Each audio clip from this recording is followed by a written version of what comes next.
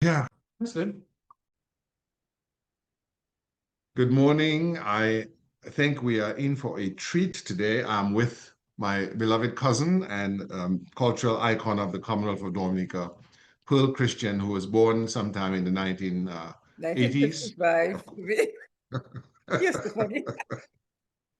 But I'm engaging in a degree of jocularity because it's been some time since we had planned to do this. But I want to give some credit to Aileen Burton, the teacher of my geography, the sister of my geography teacher, Frances Burton, who in an email, in a note to me on WhatsApp this week, you know, reminded me of the need to um, do a piece on our aunt, our uh, uncle Lemuel McPherson Christian's wife, Cecilia. Yeah, yeah. Um, we called her Auntie Arab. Mhm. And unbeknownst to Pearle, I had been working on an outline for a piece, for a work, a published work on the Christian musical class, the Henkel and Muriel Christian Musical Workshop, and music education in Dominica. Actually, let me just Because correct you there. when I grew up as a child on Dominica, the Christian musical class was the music school on Dominica, and we would visit our uncle's studio on occasion. But since that time, we've had the Henkel and Muriel Christian musical, Actually, Henkel and Muriel Christian, let me just I'm correct sorry, that, Gabriel. It's Henkel Muriel Music Workshop. Henkel Muriel Music Workshop. We've had Len Sorrento, and we've had a couple other Parish. music education entities develop over time. And I thought it important to take a moment to speak to Pearle not only about music education, but her time in the Dominica Department of Culture or the Division of Culture with people like Raymond Lawrence and others, but also her father, H.L. Christian, who was a uh, legendary school teacher and social welfare director, her mother, who was also an educator, her siblings, time on Dominica at the convent high school before, Dominica over time, because none of us are here forever. And in advanced civilizations, the making of the record is an imperative. It's an imperative because, be it in physics, mathematics, architecture, any endeavor, law, for instance, the record has to be made because absent the record, as human beings, we are unable to take our bearings. We are unable to engage in the sort of introspection that guides us. And we're unable to leave a map, a framework behind when we move on. I had occasion to visit the Chemistry Museum of the United States in Philadelphia years ago, and they talked about the alchemists in the old castles of Europe, noting down every particular experiment that they had done and how that note taking over time led to the periodic tables: Fe iron, H2O water, O2 oxygen. And without the periodic tables to provide a framework for chemistry, where would we be? And so, Pearle, I want to thank you for taking the time this morning. And I want to ask you the question I always ask folk: where were you born and when were you born? Okay, so I was born in La Plaine, Dominica. Actually, there's a big story around my birth, and maybe I should give it. Because my mom had a breech pregnancy, with me.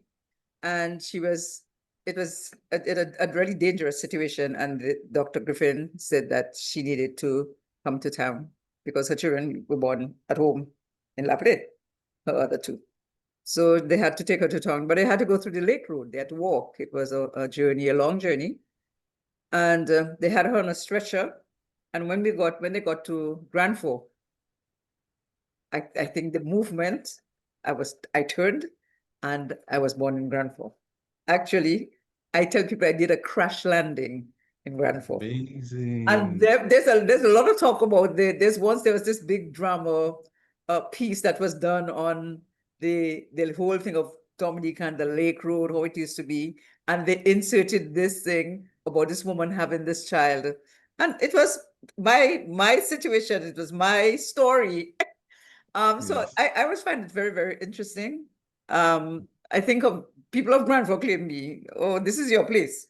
But on my birth certificate, they put La Plaine. Everybody, I was registered in La Plaine, I was baptized in La Plaine. So I have it down on my certificate as having been born in La Plaine.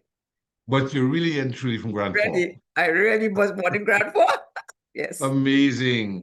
You know, so just for the listeners to understand, Dominica is maybe by far the most mountainous island in the world.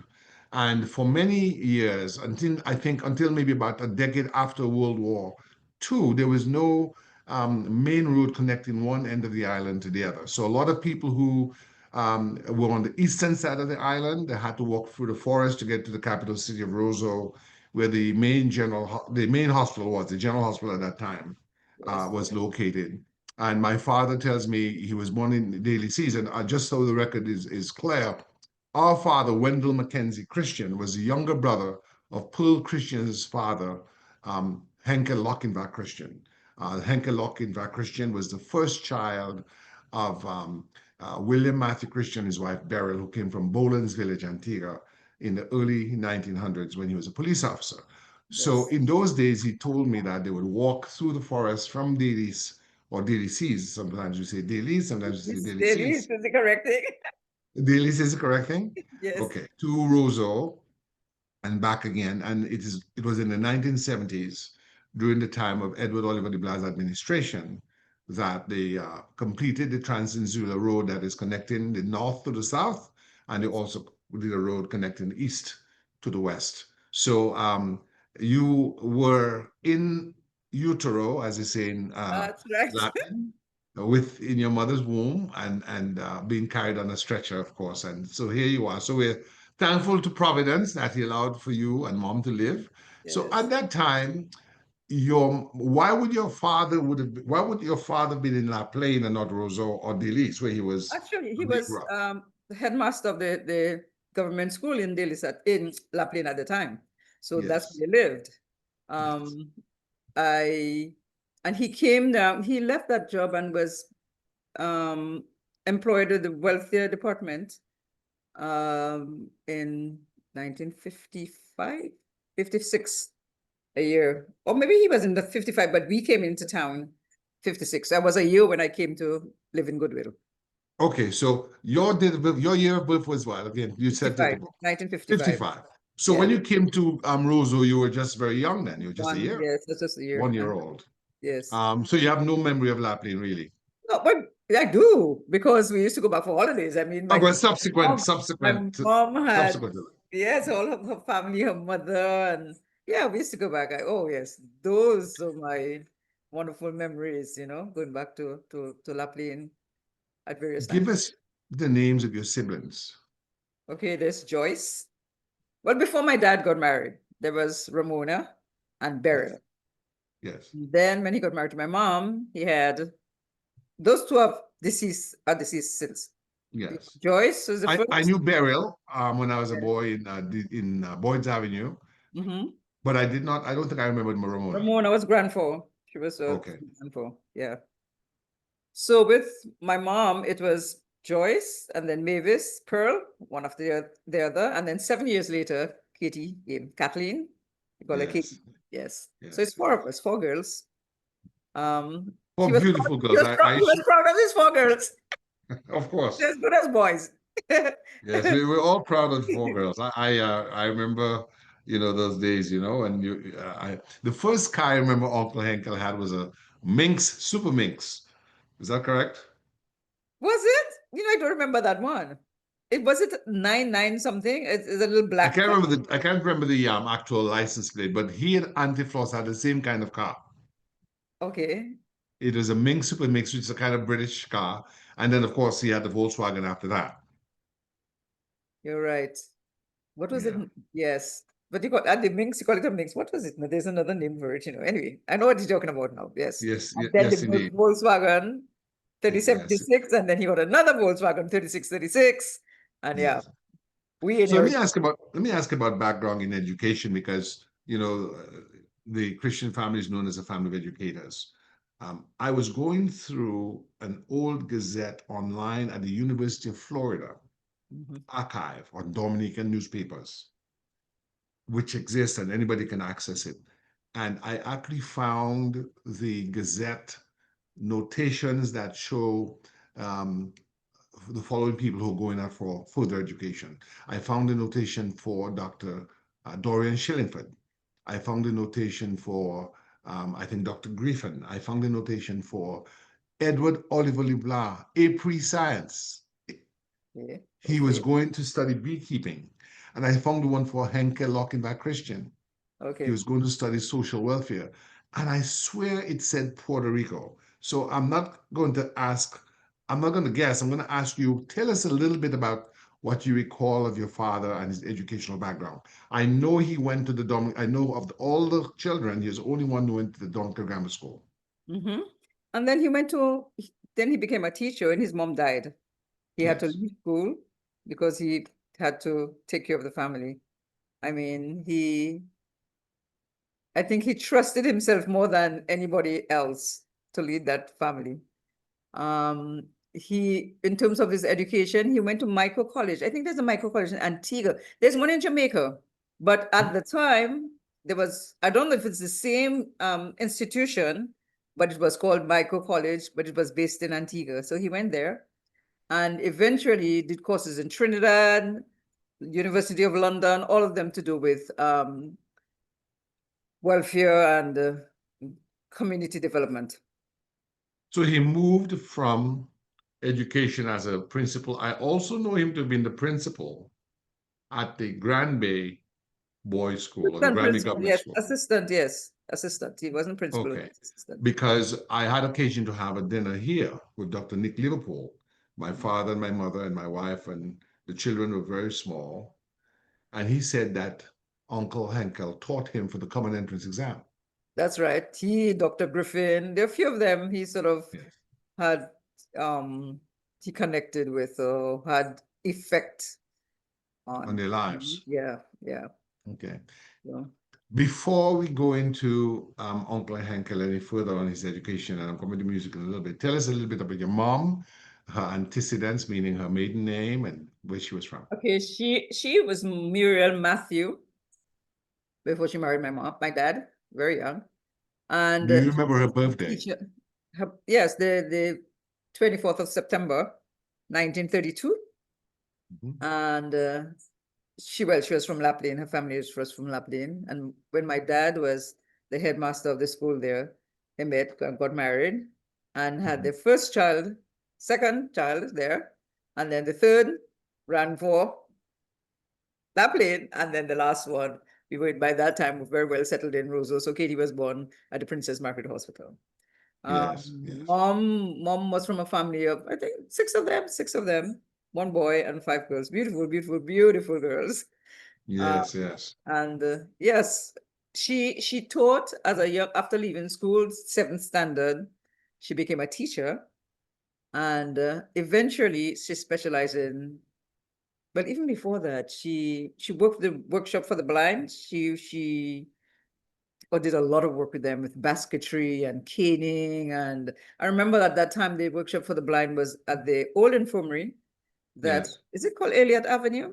It's right down at the It bayfront. may have been, yeah, I think that's what it was called, yes. At the bayfront, right at the bayfront, that runs Yes. Mhm. along from that new bridge to the front of the church, right at the Yes. front over there.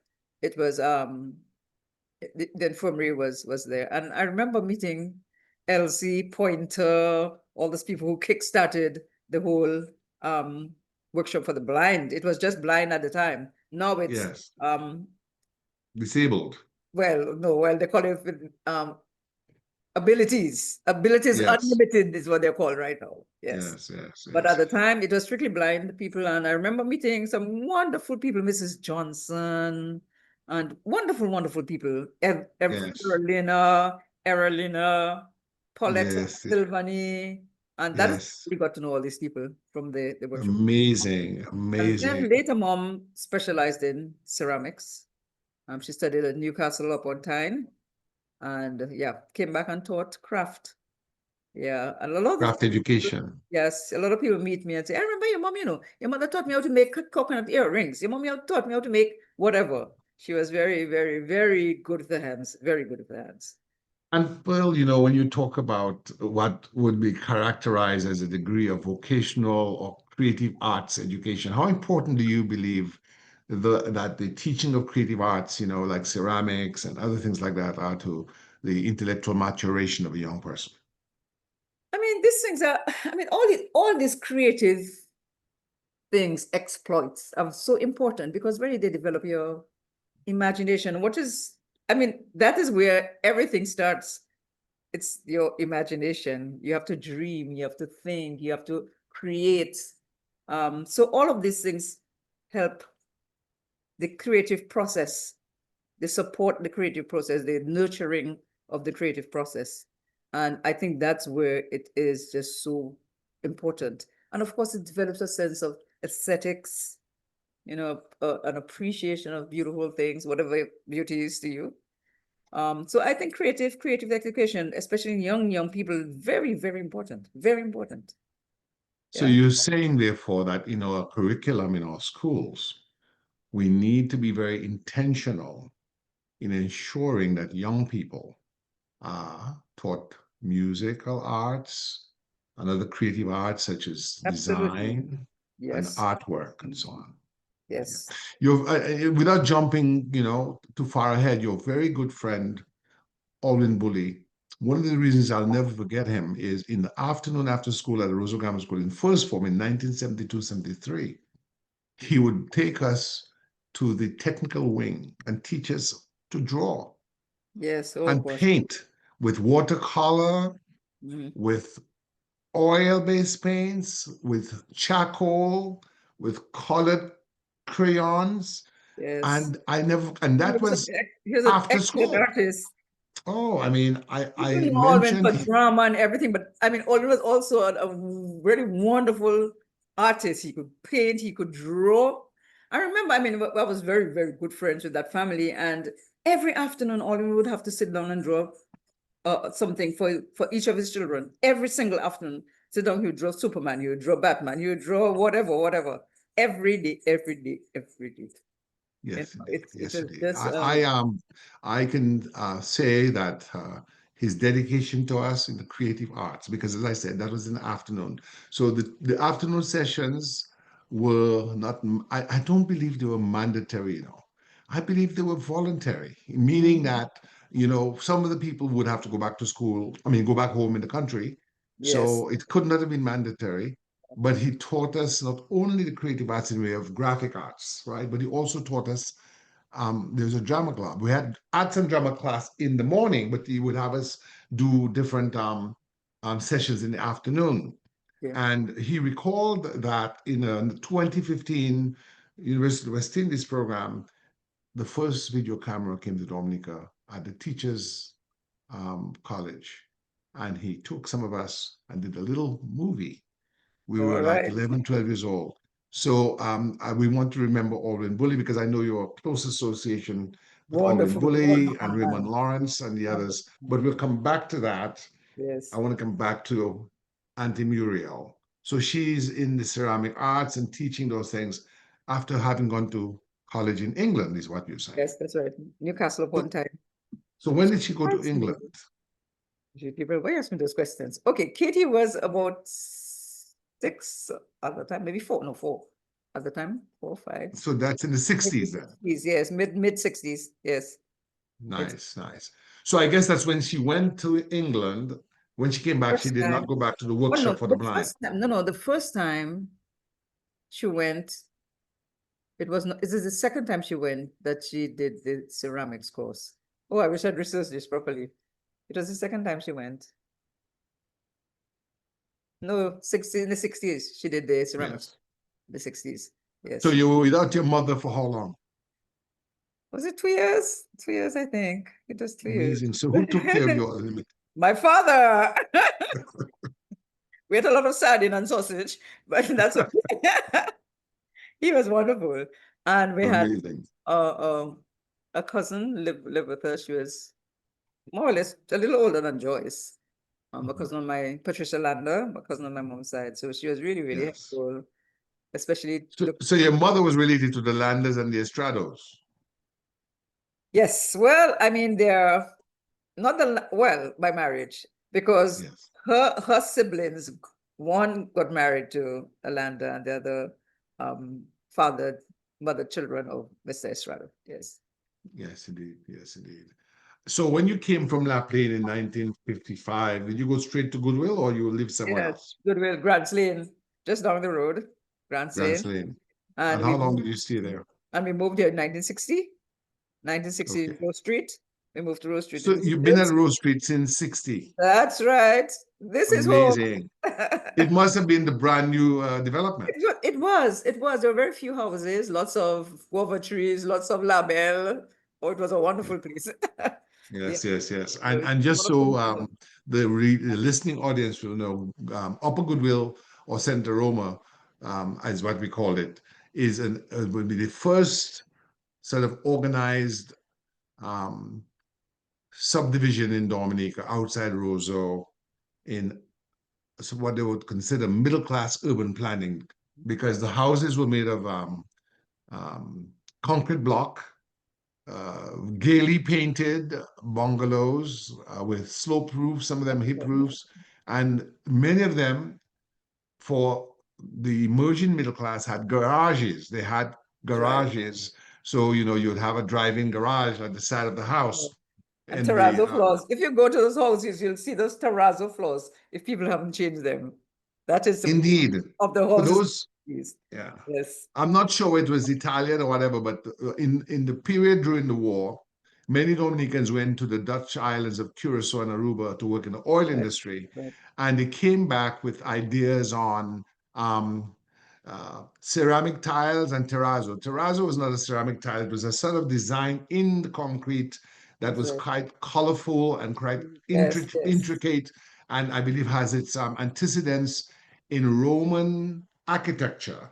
So Okay. if you look at old pictures of Roman floors, they had these little marble pieces set Right. in the Yes. floor, and it was very very sort of upscale in those days to have a terrazzo floor. Oh, yes. Oh, If you had a terrazzo floor, you were in business. right. Looking at So, my the there. Goodwill area was quite nicely developed, and with street names and street signs, and it was always a delight to visit cousin Pearl and her siblings at Uncle Henkel's home, and he would hold court with our parents and talk about the affairs of the world and We had ideas. some They good always times. had discussions. You know, tell me how important it was in your household to have two for the time, well-educated parents, and how those discussions shaped your lives. For one thing, I have to say mealtime, we did all our meals together. Breakfast, we sat together with as children before parents. Lunch and dinner. And particularly around dinner, the dinner table, that is where we really, really bonded as a family in the house. Because that is the time my dad would sit and tell us all the jokes about growing up, all the things, the stories, the anecdotes, they would just come out, spewing out. We heard them 101 times, and we were enthralled 101 times. My mom just used to roll her eyes, oh God, again. But it was really wonderful. Family life was just being with the family, eating and talking. It really it did a lot for my feeling that my sense of security, you know, knowing that I had a father. To me, he was just the best man on this earth. Yes. I just thought he was just like he was my hero. And then my Yes. mom was just so wonderful and supportive and sweet. And I would love to cuddle up to her. There was a lot of warmth and security and kindness and laughter and joy growing up. So I always say I enjoy my days growing up. And then we were close to Well, our well, relatives. okay, go on. So people visited. Your guys came. We went to your house. Auntie Floss. We went by Uncle Stuart. We listened to music. Family was very important. Very, very important. And my father, I remember once we had a gathering, and he said to us, "You must make sure you know who your family is, and never turn your back on your family. Always embrace, no matter what level, embrace all of your family." He always said that to us. And he said, "I will leave you. I don't have money. I cannot leave you money. But you know what? I'm going to leave you a good name and nobody will be able to take that away from you.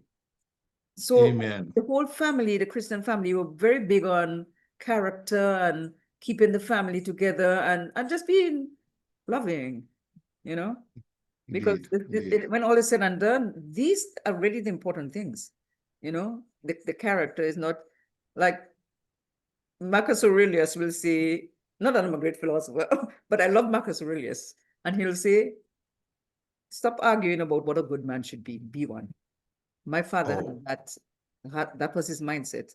Just be a good person. Do good for people. You know, pay attention to the common, the greater good. You know, and it is that sort of thing. That's the environment in which we grew up. I mean, and you talk about it all the time. And when we talk on our sisters, we have a sister chat. We spend hours talking. A lot of it has to do with family, what we're doing in the family, and reminiscing about growing up as children in that Christian family. Yeah. let me just say this. One of the most glorious times in my life was a Christian family reunion of sometime around 2000, 2002 that we Oh, had here. that's right. That's When we right. had the Christians from Africa, from Right. England, Canada, Mhm. Uh-huh. come to Maryland, and we met people like Moira Stewart and Margaret Busby and the others Yes, yes, who we yes. didn't know anything about. Pearle. Yes, yes. And do you know Margaret No, no, Busby? I and had a yet, book. I had Margaret Busby's books in my office, in my library, and I didn't know they- that we were related. you know, I had met Margaret Busby when, who was it? Anyway, it was a Trinidad, a Carrie Festa in Trinidad, and I was the head of the Dominican contingent. So she heard my name on the P, Pearl Christian from Dominica. And then I see this person come running, running, running. I need to meet Pearl Christian from Dominica. And that's where I got to know Margaret Busby. It was in Trinidad. I think her dad is Trinidadian. So she was down for Carrie Festa, I think. Yes. And she heard Pearl Christian Dominica. She heard the Christian and the Dominica connection. And that is where we sort of got together. I remember taking her My, to Uncle Stewart when she visited subsequently. And she got so much, you know, Uncle Stewart was a documentation, he believed he in believed in written record, documenting. Yes, correct. That's right. documentation. It is That's from Uncle Stuart in the 1960s, as a little child, I never forget it, who said that we had a relative who had gone to Africa and had right. never come back. Yes. And she was able to get a lot of information about just the family line. Yes, yes. Your story about Margaret Busby I'd never heard, Yeah. but my story is almost as amazing. There's a Dominican who's now passed, who I got to know very well when Rosie Douglas returned from Canada. You would know him. He went to the SMA, and his name was Hilarion Deja. Yes, I know that name, Hillary. Hilarion Deja Yes. was involved in the Black Power movement and so on. And when Rosie became prime minister, his wife was made high commissioner to London. I'd gotten into Georgetown University Law Center, and it was Debbie Deja.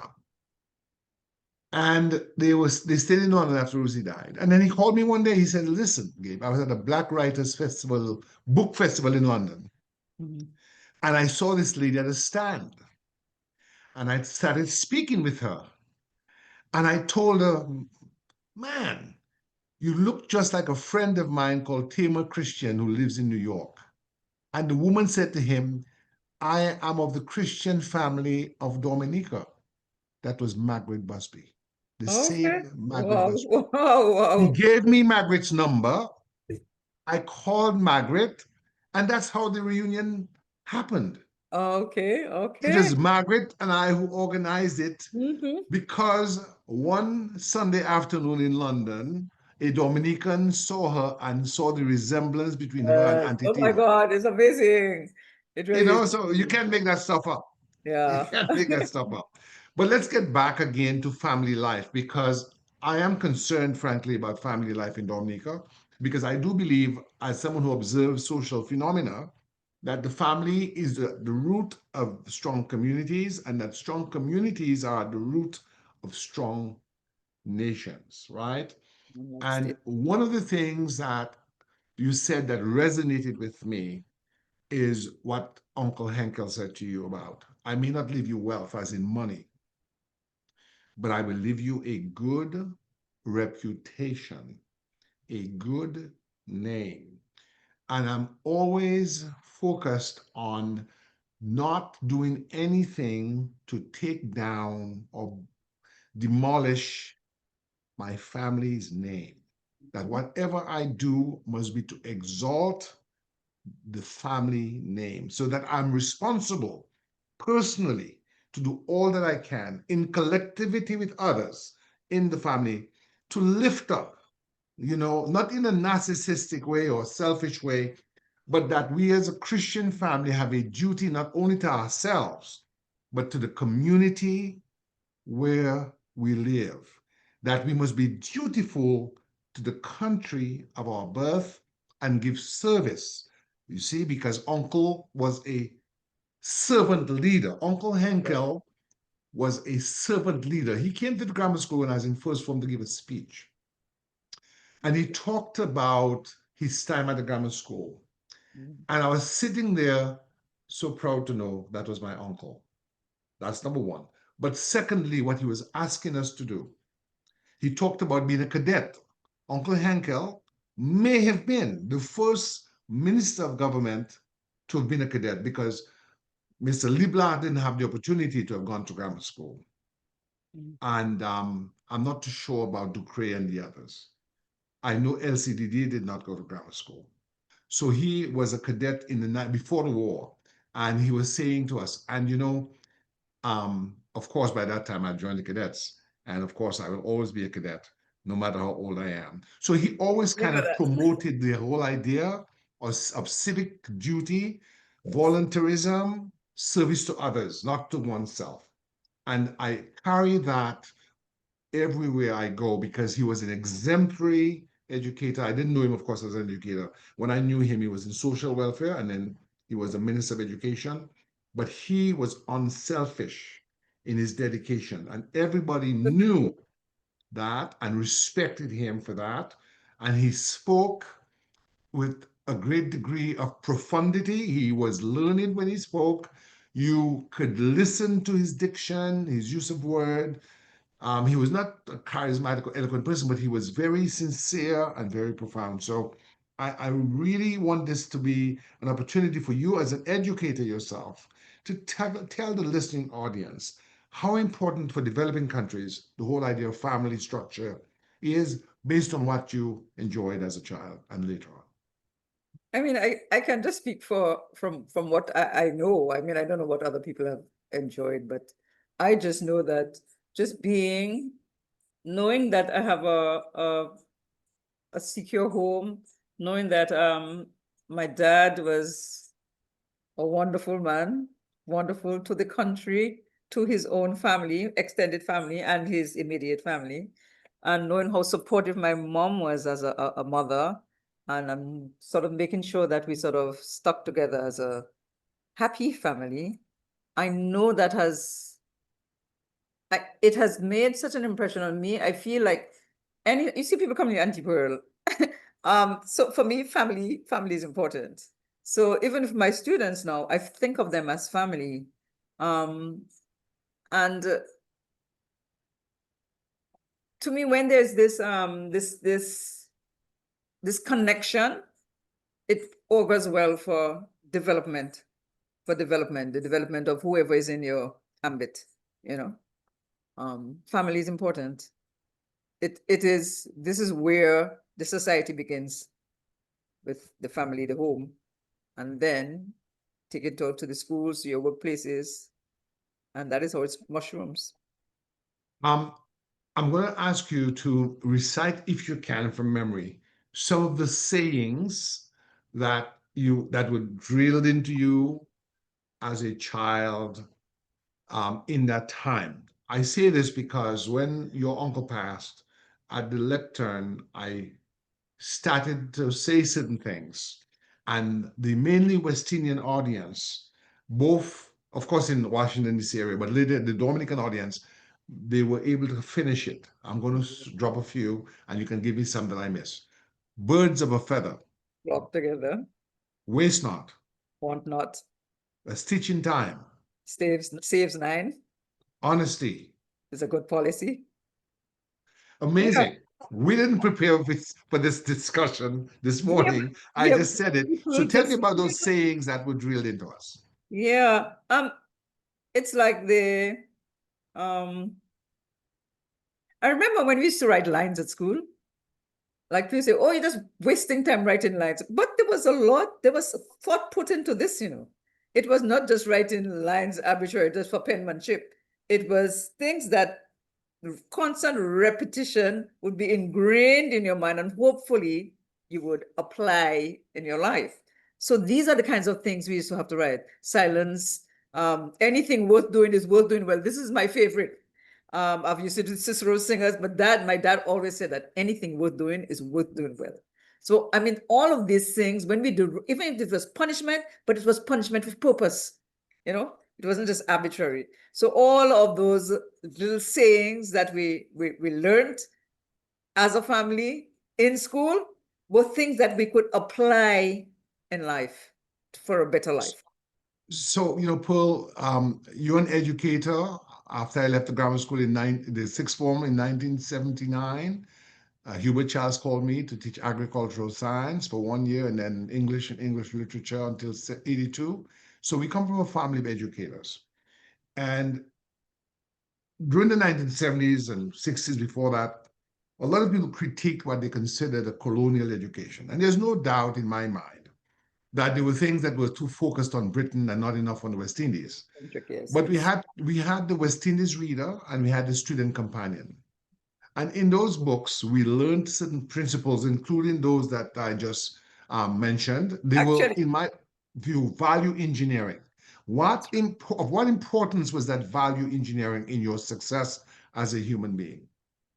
what importance? I mean, like I said, you know, when you constantly roll the things wrong in your mind, you become what you think. They say that you become your thoughts. You are what you think. So what you put your attention on will impact on the life around you. You'll have Will an manifest, actually. actually, exactly. That's the word. That's what I really meant to have said. It So manifests. you're saying to me that we can build a kinder, gentler, more prosperous nation when we have young people involved in things like the musical arts, the creative arts, singing, the workshop that you've built in honor of your mom and dad. Tell us how that whole idea of positive ideation, of thinking with profundity of that world which you imagine, and how imagining that world allows you to somehow almost bring it into fruition. That's a lofty sort of project right here. Um, I can tell you from my own experience working with the Hegel Mural Music Workshop. For one thing, I called it a workshop. You notice I didn't call it a music school. I called it a workshop because for me, it was more about nurturing character than it was about teaching music. Music really is just a vehicle through which you do that nurturing of character. Um, every opportunity I get, my kids come into my classes, every opportunity I get to sort of try to just get them on a, I don't want to use the word refined, but a kinder trajectory. I sort of utilize it. So they would come, we would talk, well, first of all, they come, especially during the COVID period, we had a no shoe policy at the school. So up to now, we still have that. So they have to line up their shoes. You cannot just throw your shoes any old way. No, you come, you line up your shoes on the mat. You come to your stand, you put up your music. There needs to be order and discipline, and they need to appreciate the importance of that. Good morning, Auntie Pearl. Good afternoon, Auntie Pearl. And I do not want children answer me, what? If I say something that, what? No, I correct them every time. Pardon me, beg your pardon, excuse me. Excuse me? Say Auntie Pearl. And Wow. to me, there's so many little things that go towards just refining the nature of the child, to refine them, to nurture the mind, Well, make them well, aware of I'm what a getting better world shivers. can I'm getting be, you know? shivers. I'm getting shivers listening to you. No, I Do think you about know how, it. do you know how important what you just said? I mean, we just had an intern, a Mexican American intern, who just finished up yesterday. And with her and with all the interns at our office, we every year we have interns because I believe the blessing of a law practice is to not keep it onto oneself, but to share with the community. And that is what I say to them. I don't say when they say I ask a question, I said, That no, would be good. excuse me, Yes, pardon me. I'm yes. sorry, I didn't hear what you said. Can you repeat? Those little niceties are things that I learned within the family structure and was further engraved on our mind by schooling. And you may believe that it's unimportant, but it's so important because it provides order. You It got to does. have It order. does. Yeah, yeah. Just so the listening audience understands, your grandfather was a police officer. Mhm. Do you remember him? I do. But you know how I remember what the image I have of him? He was eating a tomato and he had it on a fork and he turned it around and took a bite. Turned it around again, took another. That is the image I have of my grandfather eating a tomato Amazing. on from a fork. He had it Amazing. poached on a fork.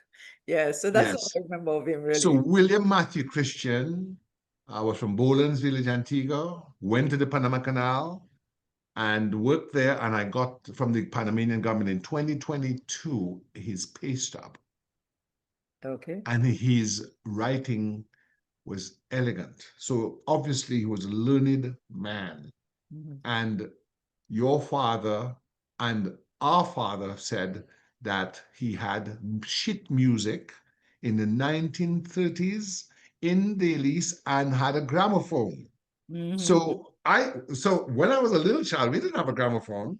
So for him to have had, and he said to me that he had a record, and the one he remembers was Old Swanee River, Oh, right? And he would crank it, and people in dailies would come and sit down and listen to the gramophone. So he had sheet music, and they had a choir, and they played music. well, And that. I'm Yeah. trying to remember, I'm trying to Humble. figure out how did he learn to read music? Because he read music.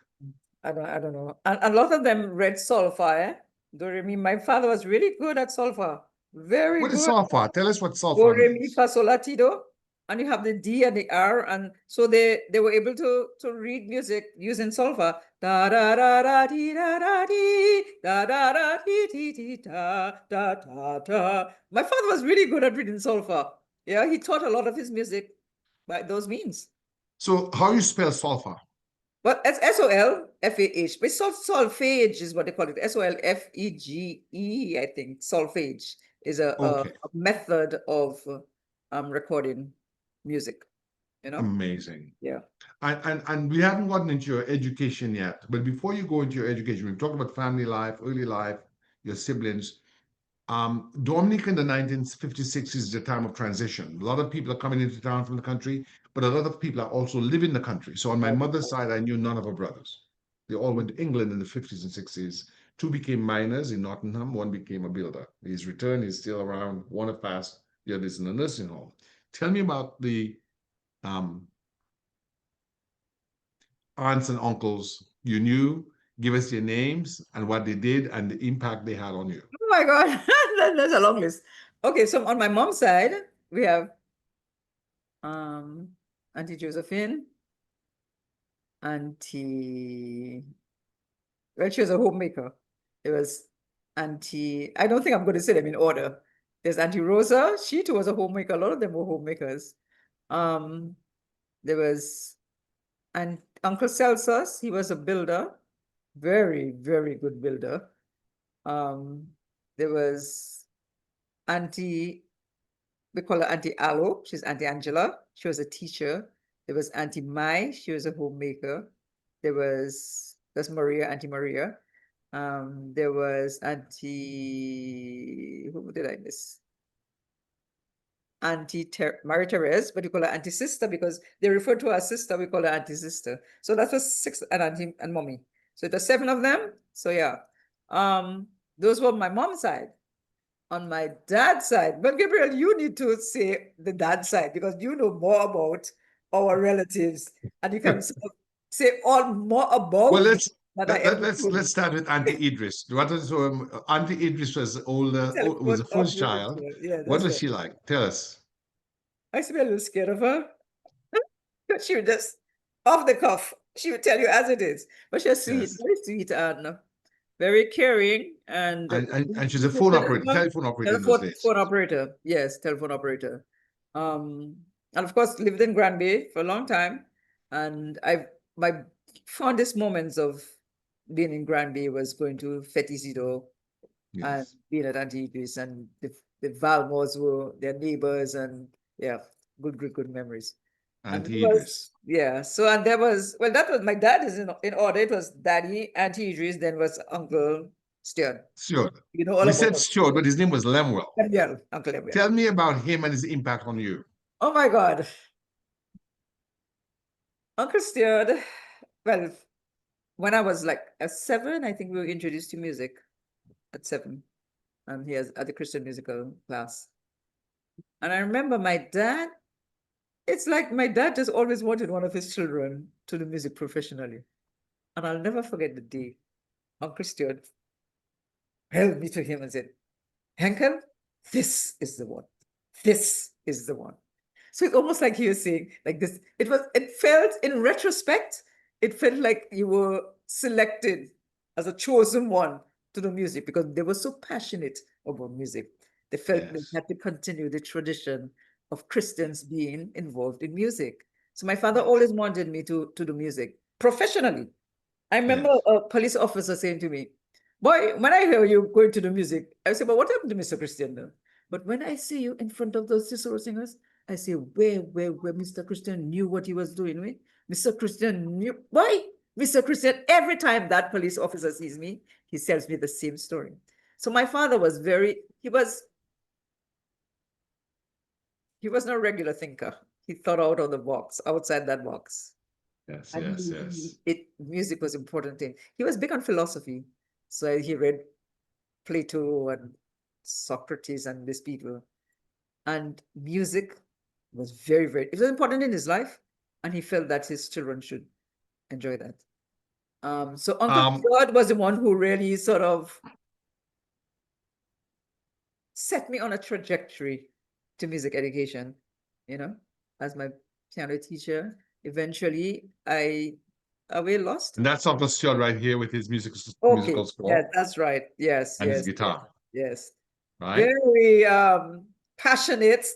And I used to say, oh my God, this man is just he's hard on us, he's hard on us. But I was happy that I was able to see the sweet nature underneath.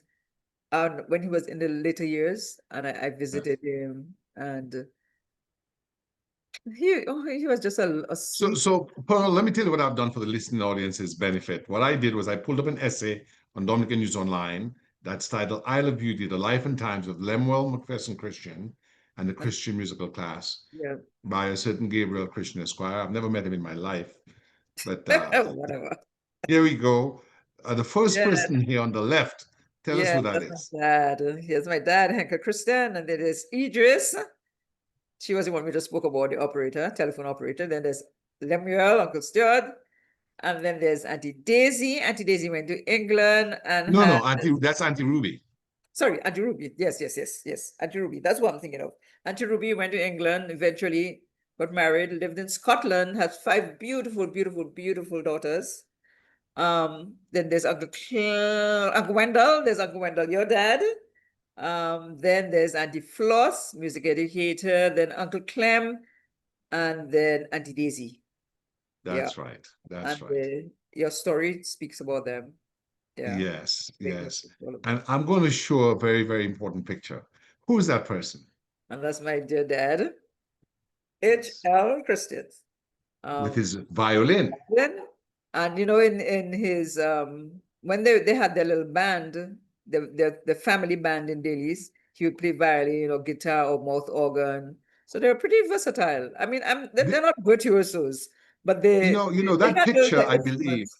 that picture was taken before World War II or right around the beginning of World War II. You realize that? He was quite young at the time. He must have been young at Absolutely. the time. He was in his very early 20s. Yes. Yes. if maybe 20 yet. But look at how he's dressed, and tell us a little bit about that and the sort of Well, it was character that they. I mean, it was the signature of excellence and breeding to wear your suit. I mean, all over Dominica, it was like that. If you had to go to a special function, you had to be dressed in a suit, and it's a three-piece suit. It wasn't just any old thing. So it was a something that was handed down to us from the European influence, the European colonizers. Um, Yes, yes, and it was important that if you're going to any place of that was of good repute, you had to be appropriately dressed. And I'm saying appropriately with my little fingers up in quotation marks. yes, And then there's Uncle. He always, whenever he was at his desk, he was dressed. I never saw Uncle with just some sleeveless shirt at his desk. He was always dressed with at least long sleeve shirt and tie. And then for more yes, formal situations, he would have a jacket. But indeed. dress, I think for them, the way you dress yourself, so say something about you even before you speak. So for them, dress was very important. Certainly for Uncle Stuart. You dress like this and people come in and they know you're serious. It's not just cut up shorts and t-shirt. So it was that. Absolutely But not. when Absolutely not. And I'll when we talk about went my time as a when we student right, like when in we a went little to while. class, we used to have to, even if it is a Saturday, we had to put shoes and socks. I hated that, but I mean, I know I Well, understand how um what it was he was trying to do. He was trying to make you understand that this is not just a wash your foot and come. There has to be order and discipline, and all of those things are the things that he wanted to underlie in when he was teaching. I mean, and like when I think about those things, I find I'm taking so much of what my uncles and my dad and did and said. So his teaching of music wasn't just teaching music, it was nurturing a mind, disciplining a mind. It was always like that. I remember him saying, and he put his heart into it. I'll tell you what he said to me once. Not no, I overheard him saying, he was talking to a student of his, Catherine Reed, and she was asking him, Mr. Christian, what do I owe you? And he looked at her and he said, you cannot pay me. I'm giving you a piece of my heart, and you cannot put a price on that. He didn't charge her. He said he was yes, putting and it's later on I realized what he was saying. It was so yes, important to him. He felt so deeply about those things. Money was of no consequence. Of course, you have to pay bills, you have to eat, you have to raise a family, but that was not the reason he did what he did. He really did it to refine and nurture a nation. That that indeed. that is that was his goal, you know, Yes, to refine the mind. And I'm so thankful to him. I'm really, really thankful. I'm also very thankful that I went past just his earlier days when he was hitting you on the knuckles and don't do this and don't do that. And I got to see him at the end and realized, but just as really, very under all of this serious veneer was a lot less putty. He was just a sweet person, loved animals, always want to share. Even when we went to class on a Saturday, this very hard man, he would make sure he has, this Ritz biscuits. You remember Ritz biscuits? oh Yeah, my goodness, Pearl. yeah, Pearl, you do not say. everybody would get a biscuit. And that is what Uncle was ready. Oh my God, he was a Pearl, the package, a first time I package. had Ritz biscuits or Ritz crackers in my life was at the Christian musical Yes, I'm telling class. you, that was big. Everybody would get a little something to eat, you know, and we would have to be there saying ta ta te ta ta the drills and everything. But at the end of it, everybody got at least one Ritz biscuit. There was Yes, there was a goodness in him. There was a goodness in him that came through, you know. And I think a lot of people who went through his hands, I should say, saw it, they recognized it. A lot of people will say, boy, I used to go and sit down with that man, and man used to talk his heart out about music, and the goodness would come through, you know, the goodness would come through. Well, He was well, hard, this is but the goodness would come through. indeed, indeed. I want to say this because I've kept this picture up. Because what this picture allows us to do, again, making the record, is allows us to go back into time. So this picture is somewhere in the late 60s. I Mm, remember the studio. That's his desk. yeah. Just describe what you can remember about that desk by looking at the different items that you can see, and what you miss, I will pick up. Go ahead. Okay, that First of all, globe. who's the person behind the desk? Yeah, L.M. Kristen, Lemuel McPherson Kristen. Christian, Yes, and the founder of the Christian composer musical class and and composer of the national anthem. Yes, composer of the composer national music, anthem. Yes. yes. So music was everything to him, everything. And but his school was not just music, eh? There was a huge component that was secretarial education, you know, and people came in, did secretarial work, did language and everything, and did exams, and were retrofitted, so I should say, for later life in the public. Now, so I look at this thing, I see books. Uncle was all about books. He was a big, avid reader. I see the globe. The world was everything to him. Like his mind was global. He wasn't just tunnel vision and was just Dominica, that's the Caribbean. It was global, you know. Um, very conscious of where we came from, and he loved his European heritage. That's important to him too. You could see the big double bass at the back there. Music was everything. Every member of his family played an instrument, and actually they were named. The children were named after great musicians. That should tell you. That alone should tell you um, how he felt about music. And of course, because he sort of cut his teeth on the classical, on European, Western art music, this is what he really pushed and taught. But in his earlier life, in his family life, there was a lot of folk. There was the folk as well, because they played a lot of traditional music. So he had a good cross section in his upbringing. But when he taught mainly European. There is the bell order. That bell, Tell us about that bell and order.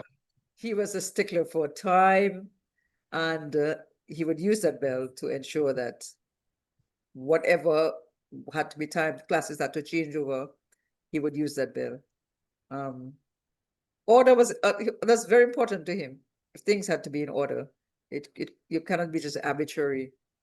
And of course, that calendar at the back, every day. When you talk about a man who filled 60 seconds worth of distant run, you know, at the end of and if you can fill 60 That's seconds my worth of Kipling. distant run, that's my uncle Lemuel. He didn't waste his time.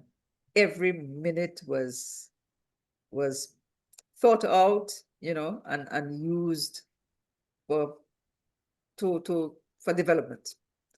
You know, I remember he used to wake up early in the morning and sweep the front of the whole street, just sweep the whole street, the gutter. I mean, early morning. It wasn't just in front of his house. He did the whole No street. one was going to come to his school with a dirty frontage. It had to Yes, be clean. yes, yes, that he was that kind of person. Stickler for cleanliness, for time, for order. What else you see, Gabriel, that I have missed? Well, to the right is there's a band going around a set of books, and those were Time Yeah. Life books on Okay. human history and evolution, the dinosaurs, the Cretaceous period, the Romans, the Phoenicians. He had these books and he bound them with like a strap. And Yes. that's what you see Yes. to the right. Yes. And of course, you know, he's got his stapler machine on the left. You saw the calendar, you noted the bell and the bass. But that picture speaks so, it says so much. Loudly. It does. It does. You know, Yes, it is just a really sort of it's encyclopedic yes, in its collection of what he gathered to make almost out of nothing, because the listening audience must understand that Uncle became a member of the Royal Society of Music, and in 1966 was recognized by Queen Elizabeth II for music education in the Eastern Caribbean. He got the MBE. So he, like your yes. father was Henkel Lochinvar Christian, member of the British Empire. He likewise was another MBE or music education. And I guess Uncle Henkel was for It's a community development. Was it community education? development. It's not more community welfare, community development. Yes. So Yes. for those who were listening, the MBE was part of a series of orders that was given every year by the Queen, or before her, the King, for persons who had contributed in significant ways in various fields, be it agriculture, music education, community welfare, medicine, law, administration. And so it basically recognized your work. Yeah. So let me move on from that picture to another one that you could comment on, because that class was very formative. Do you recognize the Entity. organization? It's right here. Yes, the Music Lovers Government Band. Yes. Tell us about the Music Lovers Government Band from Well, I where mean, you sit. the Music Lovers Government Band was, well, it's still in existence. I'm not sure why it's not, we don't have a police band, but that's how we are. Music Lovers Government Band, and they provided music for national events and also concert music. They provided concert music. They did a concert on a regular basis, not regular, not necessarily frequently, but regularly. Um, and that band, I remember the band master that I remember first was Cecil Ballot. I don't know if there's anybody ahead of him. That's And him right there there you go. to the left. Yes, okay, that's right. Cecil Ballot, and then he handed over to Mr. Hesketh Kazimi, and eventually, for years, Mr. Hesketh Kazimi was at the helm as bandmaster and And handed that's over Mr. Hesketh Kazemi right very there on the second row in the to middle. his All right, in to the our middle. left at the top, extreme left at the top, Oh, last okay, row at the yes, back yes, yes, yes, is yes. Ellen Christian. All right, And at his like 3 o'clock down below is Hesketh Kazmi, who became the bandmaster later on. okay, all right, all right. Yeah. Is that But what was Handel there? interesting, I'm sorry. Is that Handel at the end there? Did Handel join that band ever? No. Handel would have been a little child at that time. This is 52. Ah, right. This is Okay, all right, all 1952. right, all right, all So right. so so Yes. this is Handel Oh, and so on would have been very little at that time, okay, small okay. children. That's right, that's right. But I want to show you what it says. Can you read that into the record? Yes.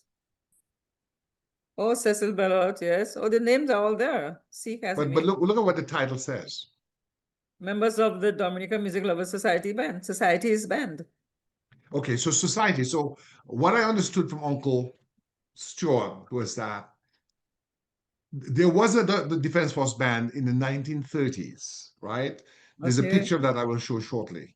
But after the war, or during the war sometime, that's when the instruments were taken to Antigua for whatever reason. And the Dominicans remained decided to form a music lovers society where they learned to read music, sheet music.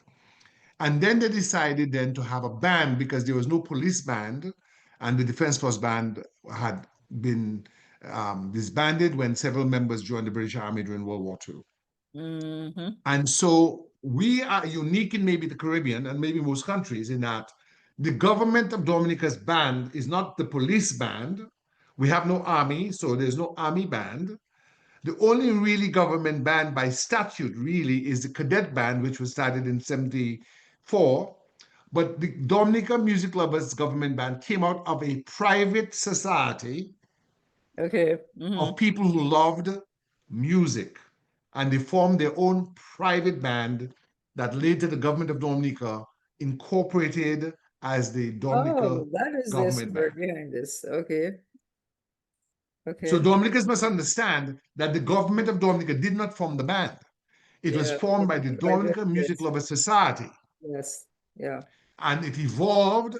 The government embraced it because they had no music lovers, they had no government band Mhm. of any kind, no police Right. band, and Yeah. that's how it happened. Yeah. Now, Ah, I have that to is speak at some interesting. point to Norman Letar. Norman Letar, in a discussion on the fire of 63, said to me that he believes that he was a cadet and that there was some form of band, maybe just a drum corps or something of the cadets in the 50s. But that's a discussion to be had later. But that is the band we grew up knowing. Can you Yeah. tell us how important such a band was in Dominican society with regard to music education?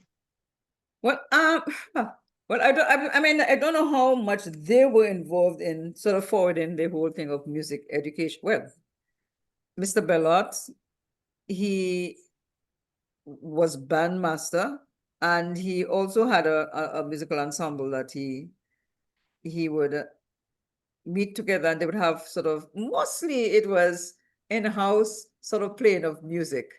And at one time I had joined that group, and music was just, I don't know, I don't really know these folks, so I really don't know Well, what let me their let me tell you, contributions are. So, I see Mr. Heisen, I think, over here. Let me tell you how I understood it because you're talking to an old bandsman. I mhm. joined the cadets in 72, and in 74, I became a bugler and sometimes played the trumpet.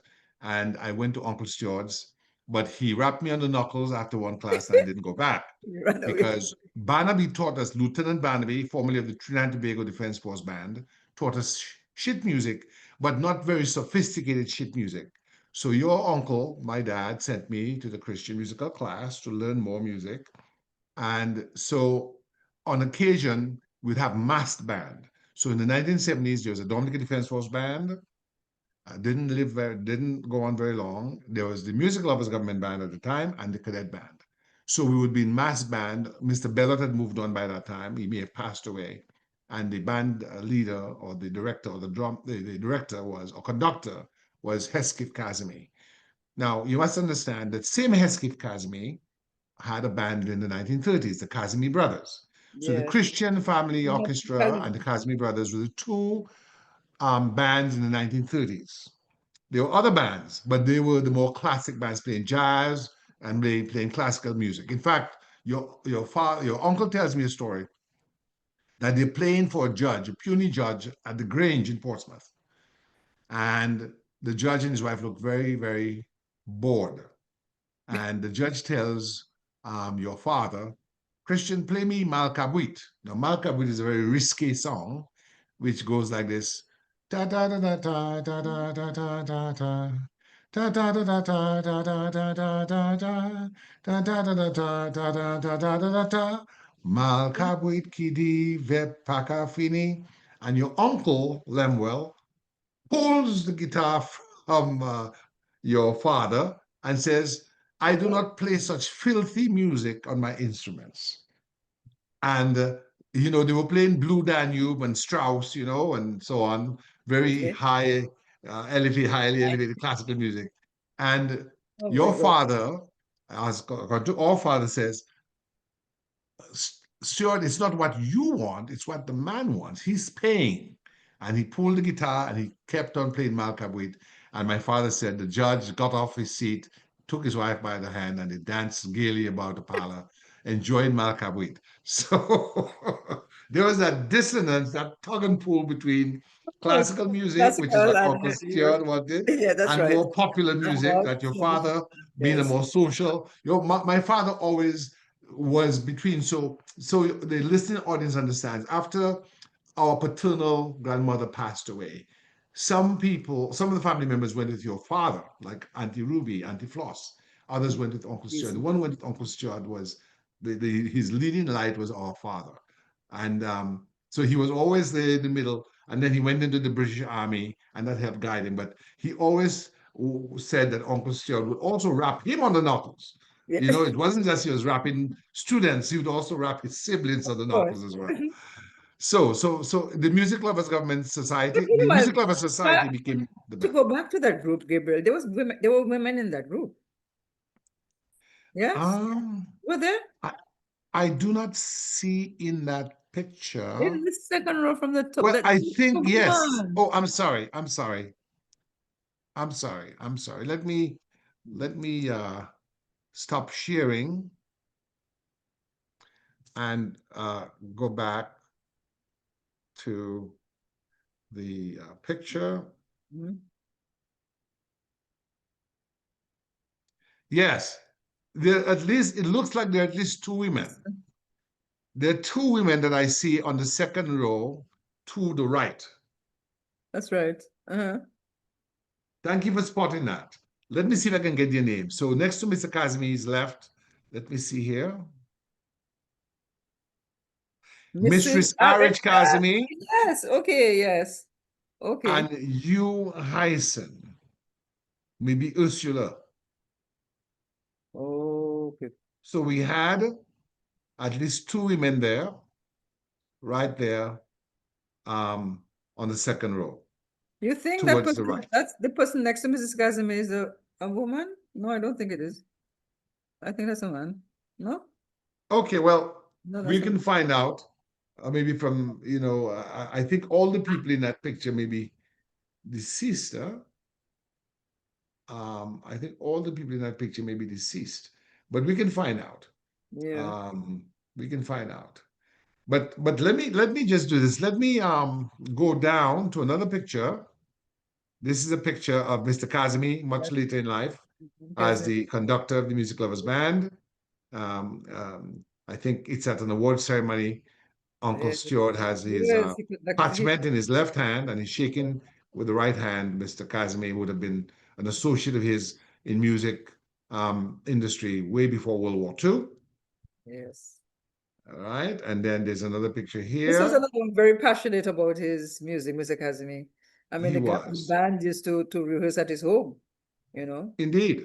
Yeah. Who's that person, Pearl? Purcell, my darling cousin Purcell. What a So Purcell took over from his father after wonderful- his father that's passed, right. A an Christmas accomplished musician. class. Yes, very accomplished musician and very funny with it. He would to the distress of his father, he would go into the carnival band with his trumpet and be playing and getting drunk and merry and just making everybody happy in the process. Yes. But Percy was Yes. that kind of guy. He was very, very, he could read music and he was also a very good intuitive musician in terms of just playing things by ear. He played, I think, did he play the bells combo one time? He did. Right, He right. was. I Good. mean, He's I'm not a trying to be brilliant biased, but he musician. was easily maybe one of the best, if not the best, trumpet player in Dominica. I mean, he played in He did the very good trumpet and euphonium and he played the violin. He was very versatile. Very, very yes. versatile. I So loved that's Purcell, and then we have here a particular. Okay, with auntie, we call her Auntie Arab. So that's uncle's wife on the left. And then that's my dad getting on in age, certainly getting on in age. And there's Uncle Stuart, and then there's Auntie Floss. So they're all deceased. Yes, It's such a yes. great And impact Auntie on my Floss life. lived to 102. Tell us about Auntie 100. No, Floss. she lived to 100. Actually, she died before her 101st birthday um, Okay. in June. And she would have been 101 the 2nd of September of that year. Tell us Um, about Auntie Floss My because God, she's that very date important. was just, yes, single, the best figure you'd want to see. She was very, very hardworking, very, very hardworking, and very, you know what I loved about Auntie Floss? She was so caring with her, with people generally, but with her family, she was particularly caring. I remember Yes. when dad was getting on in age, and if I had to be rushing around the place during cultural season, the independent season, she would take him at her place and hold him there for me until I was able to settle down again. And I told her this was a wonderful lady, and she raised some of her nieces and nieces' children, and um, yes, Auntie Floss. Like Brenda and Michael Yes, and Michael and Rinald Michael. and Peter and Right, Kay. right. So I mean, she was able to really multitask. And I remember her saying all the time, if I was young like you people, I would be doing so many things. I would be going to this university and go. And she was really thirsty for knowledge and education. And she was a very good um educator, an education officer. Take her Yes, very seriously, very hard, very good headmistress. She was headmistress of the Roseau Infant School before she was a music edu before she was an education officer. She was a that's headmistress right. of the infant school, Roseau Yeah. Infant Auntie School. Floss taught us. She And taught myself and Esther and Sam, there you you go. know. She And taught then she Wellsworth. was at Bellevue. They had, I think when she was there was the first time they got a scholarship in that Well, area. it's more than that, Pearl. Tell me. Auntie Floss says that before she came to Bellevue, there was no school. Everybody worked on the plantation. There you go. There you go. Everybody worked, mother and father and daughter and son worked on the plantation. She was the first teacher they had seen in that village. The first school they had in that village was the Bellevue Government School that she set up after she came back from Jamaica. She'd gone to school at the Teachers College of the University of the West Indies, Mona, and she Okay. set that school up.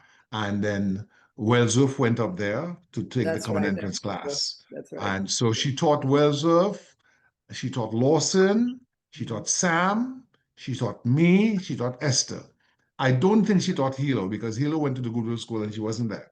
But and that's Hildreth.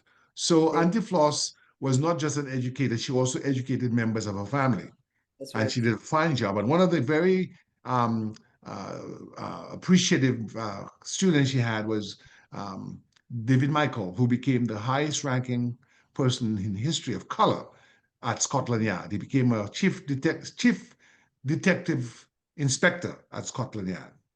And he always honors her in his conversations with me for what she taught him before he went to England. He went to England when he was about 9, 10 years old. So that's Auntie Floss on the right, but Yeah. Auntie Cecilia, we call her Arab. Why did Uncle call her Auntie Arab? Oh Do my you know? God, no idea. Because she was Kalinago and he felt she looked like people of the Arab race. Yes, yes, she's Colombia. Kalinago. Yes. And I was advised by many people, including Uncle Stuart before he passed, that she was the first Kalinago to read music on stage at the St. George's Hall where she played the cello. The cello, yes, yes.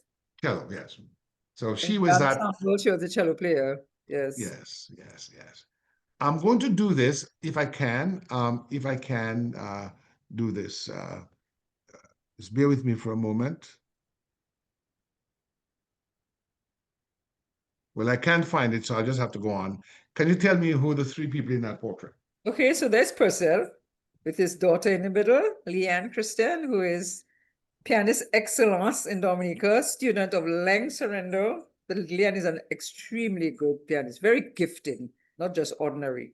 She's a gifted pianist, very good sight reader. She can read music very, very well. What she's holding in her hand is an award. That was a night when the Sixth Form Cicero Singers recognized her as for her contribution to choral music. She was the accompanist for so many, many people, singers and choirs. So that she was getting her flowers from the Sixth Form Cicero Singers that day. And then to her right is her mom, Mavis Christian. Sweet, sweet That's right. family. Yes. Very So nice. Leanne is And a a very, handsome, very handsome. a very, besides being wonderful and gifted, she's just a very selfless and very willing to help. She works with the Catholic Church. She's the pianist for the Catholic Church, the Roman Catholic Church in town, the cathedral. She works with the Methodist choir. She accompanies the Methodist choir, and at one time the Anglican choir. She's really, really that child. I don't know how she does what she does, but she's extremely busy, and just a blessing to Dominica, I think, Indeed. And she's the current director of of the the Christian musical class. class. Yes. So And she we've lived has long many enough to piano see, students, many piano students, yes, we've lived long enough to see her grandfather, Lemuel, her and father, Purcell, and then now she is taking stepping the forth. baton and Yeah. is running a very good race. And of course, a wonderful mother, Mavis over there Beatles. to the Yes. right. I think I have that picture now I want to show. I want to show that picture. Can you tell Oh my me? gosh. Oh my gosh. This is just so beautiful. So that's who is that to the end? That's Palace? Is that no? Yes, that's Palestrina. And So then let's go from left to Purcell. right. You are left to the right. Yes, so there's Palestrina, who is one of the greatest pianists I know. Then there's Handel. So these are Uncle Stuart's Uncle children, Seth's Lemuel children. Christian's That's children. right. There's also Kay, yeah? Kay was Auntie Ruby's daughter, and she lived with Uncle Stuart and his family, but as a child for a while. So yes, so there's Palace, there's Purcell, and there's Kay. Then there's Peggy, who was the first of that family, the first child. She played the mandolin. Very good, excellent mandolin player. At one time, Palace and herself had their own show on BBC. Palace on piano and Peggy on mandolin. Then there's Handel and Verdi. Verdi. You know what? Auntie played the bass, the double bass. Verdi was the cello player in I that. see. Auntie played the I double see. bass and Verdi was the cello player. So basically, you're saying from left to right, it's Palestrina, Palestrina, Christian, Handel, Purcell, Christian, no, Purcell. That's was Purcell. Purcell, Christian, I'm sorry. Huh? Then there's Kay, their cousin, Yes. Kathleen Christian Peters. Then there's Paganini Christian, and then there's Handel Christian, and then Verdi Christian. You notice all of them have names of famous Yes. European musicians. Yeah. And they all have um Little little animals holding, little little pets. little little, little cats in their Oh, hands. that family always had pets. All And and then you've got a, and I up think to now. Purcell has a dog on a leash. You see the dog? That's right. They And all where would they have their own be? Where would pets. they be, Pearl, in that It picture? was at the Botanical Gardens. Is that in that? Botanical Gardens. Can Yes. you tell Dominicans who would see this picture today what Dominicans would do on a Sunday afternoon at the Botanical Gardens?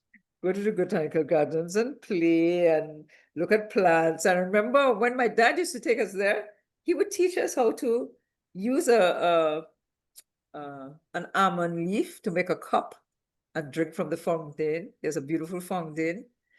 So yeah, people met other people and It enjoyed was where you went nature. to stroll. You went to stroll. You went in Yes, your that's Sunday right. best. You That's put your right. Sunday best and you'd stroll through the Around the gardens. People would have gardens. baby carriages and you'd sit Oh, on yes, benches. It was communion and it was. community with nature. Yes. Okay, we were communing with nature. You had the nicely manicured lawns and the uh, trees, the foliage forming almost a canopy over many parts. You had the bamboo palace, That's and you right. had a really idyllic, almost paradisical sort of atmosphere. You were Absolutely. really Absolutely. It basking really was a beautiful place. amidst Yes. paradise.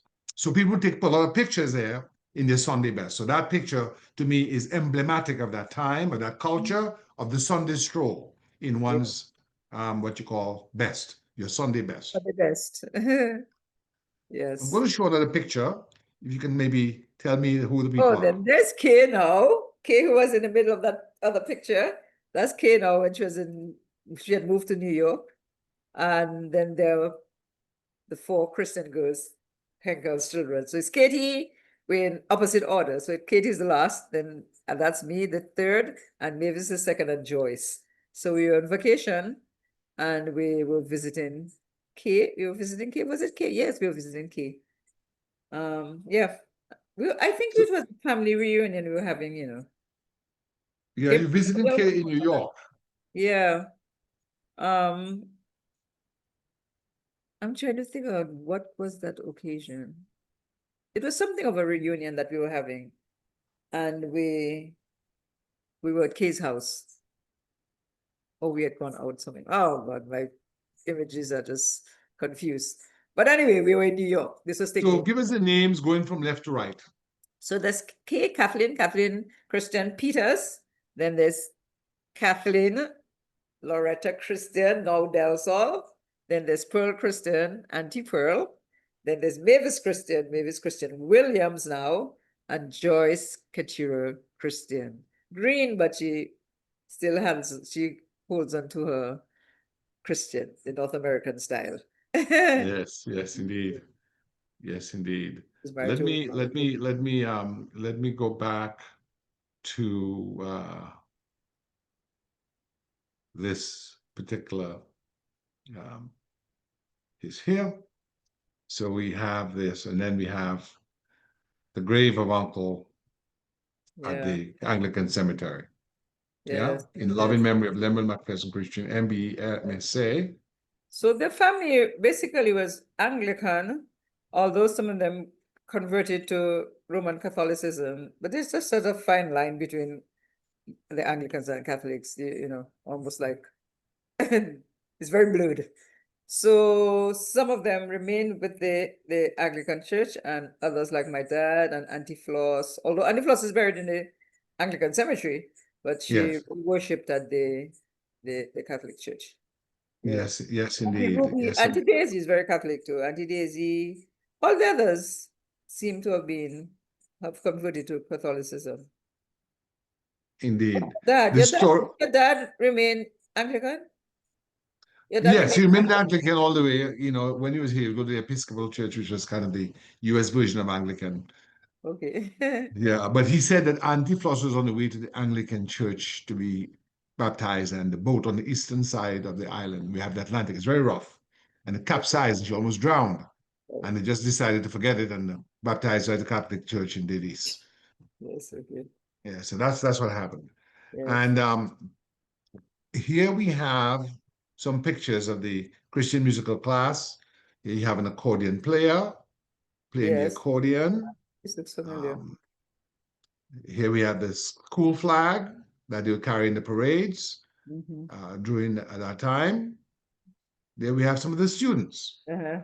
in their uniforms, navy blue skirts, Right. black socks, and so on. And this is the government band, the Defense Force band in the 1930s Oh, at the Botanic Gardens. And of course, we've seen that before. That was the successor organization to the Defense Force Band of Dominica. And this is the wall, one of the walls of the Christian musical oh class, with all yes. kinds of instruments. Yes, quite a collector. That's Uncle at the class with one of his students. Below Kathleen, this I tree, think that's Kathleen Reed. okay, Yeah, that's Kay Reed. Who is all that right, Donatin Prince? Donatin Prince was another very yes. dedicated And student. that's the lyricist, the one who Oh, wrote the yes, Mr. yes. Wilfred Oscar Morgan Pond wrote the words to the national anthem. And that's your uncle with his mandolin next to his right foot. At, Okay, okay. yes. So I'm going to stop sharing this. Yes. But you know, the listening audience, the person who will be viewing this, will be able to capture some of the optics of what the Christian musical class was like. And of course, you continue that tradition. Yes. Yes. Tell me, first of all, Auntie Muriel passed away in the 1980s or 1990s? 87, 1987. 87. Yeah, may his soul rest in peace. And Uncle Henkel, what year? 1998, 2nd February. 1998. Yes, yes. And what I'm going to go back to your education a little bit, but well, I might as well do that now. So you come to Roseau. Where do you first attend school? Convent prep. That's where, yes. As when he came and joined the welfare department, they promised him that they would get his children to school. I mean, these are the promises you got. Get your children to school, you would get your housing, a decent place, and those sorts of things. And Yes. we were all registered in the convent prep. And the convent prep at the time was, as it is now, was very it had people from all strata of the society, and I like Well, that. it was primarily the better classes. I mean, when I say better, the Yes, more elite families went. but you know what? People say that about convent prep in a sort of a derogatory way. But I remember people in convent prep who were not of the elite class who went Okay. to started school with me. I know that. A Okay. majority of the people were upper class. but there were some people who weren't necessary, you know. Yes. Yeah, but What was that like? Some people said it was a Montessori school. But convent prep was like well, run by the nuns, and although the most of the teachers were not nuns, but certainly the heads at the time when I went to is that right? Am I right?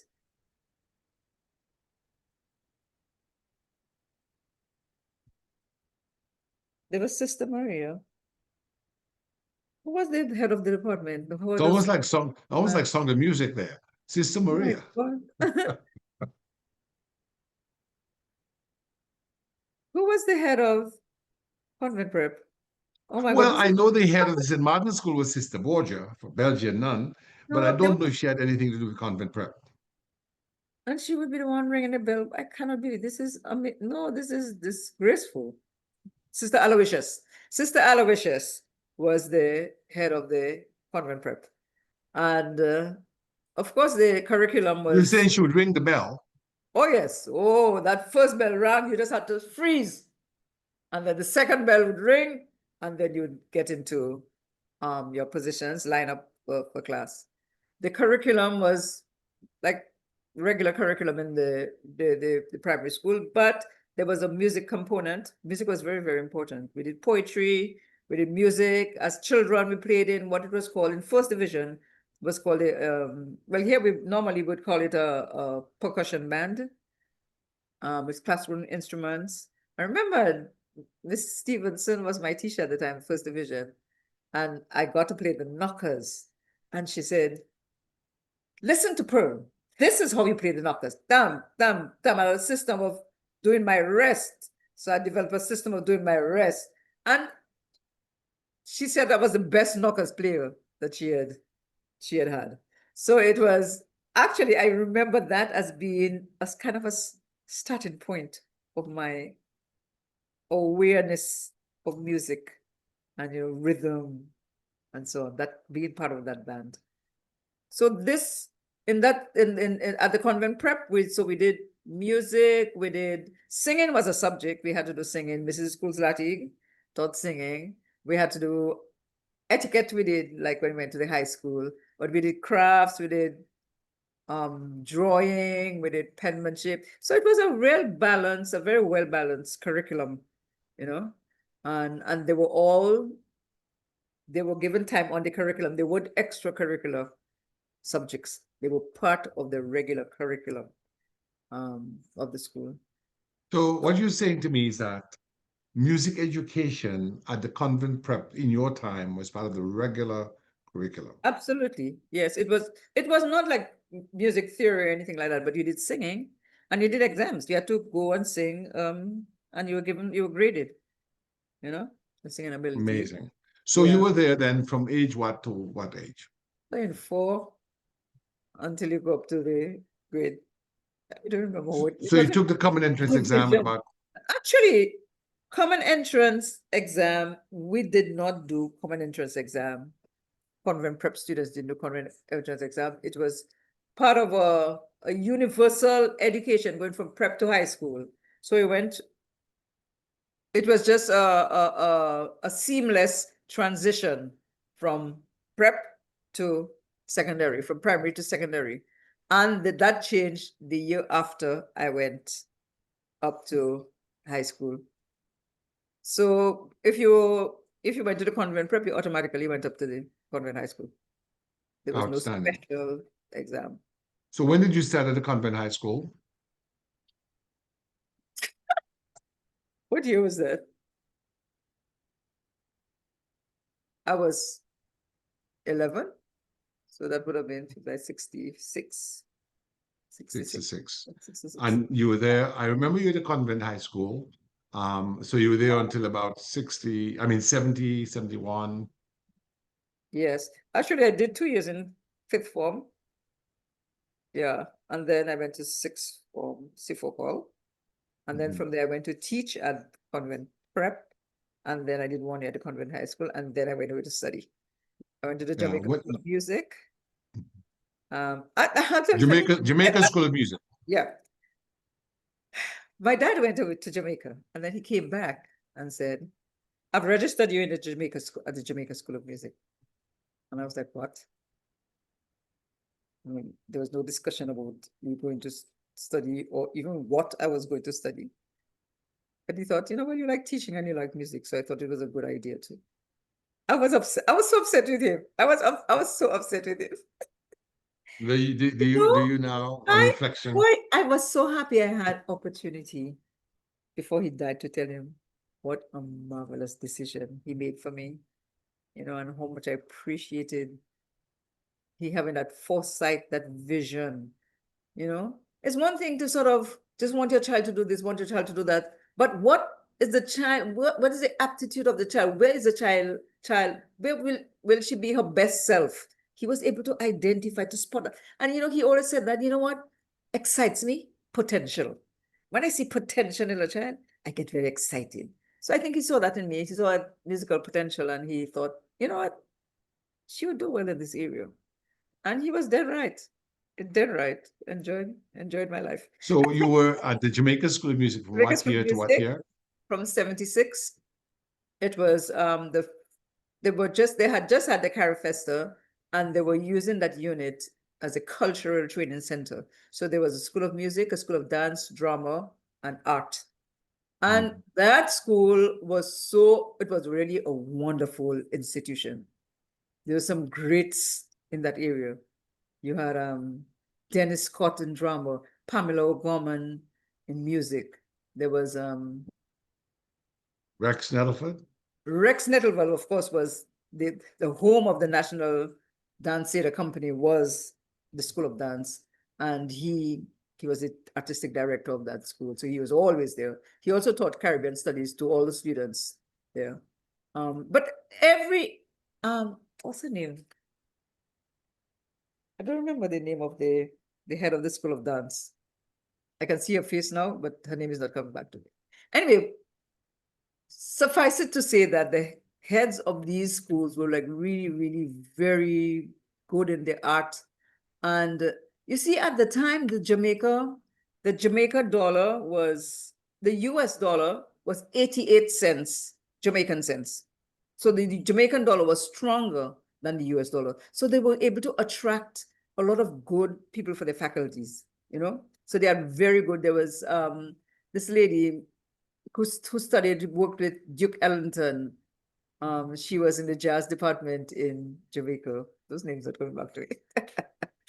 But there were some really, really good tutors at the school. Vibat Seaforth, Faye Lindo, Audrey Cooper, Joan Tucker. Those were really, really very top people in the arts and education. And you remember Shirley Gordon? Shirley Gordon, who wrote Yes, I met her once when she Gordon came on the Roger, OCORD, Overseas Canadian Organization for Development seminar. making. I attended the convent high school for the seminar. I was a teacher at the grammar school, and she came as one of the tutors. So she's one of the writers of, that book, that blue book, The Making of the West Indies, the Auger. Yes, Yes. So yes, she's the Gordon in that group of four yes. writers. She was a Uh, white Jamaican or something, was she? no, she's British. But Okay. she spent some time in Jamaica. She spent some time in Dominica too. But she was teaching curriculum development when I was at the Jamaica School of Music. She really had a very great impression and made a great impression on me. So yeah, so all of this to say that that institution was really fitted with really good faculties in the various arts. Were there students from around the Caribbean?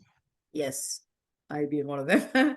So they made a lot of because they wanted it to be it was set up as an institution to facilitate tertiary education in the arts for the Caribbean.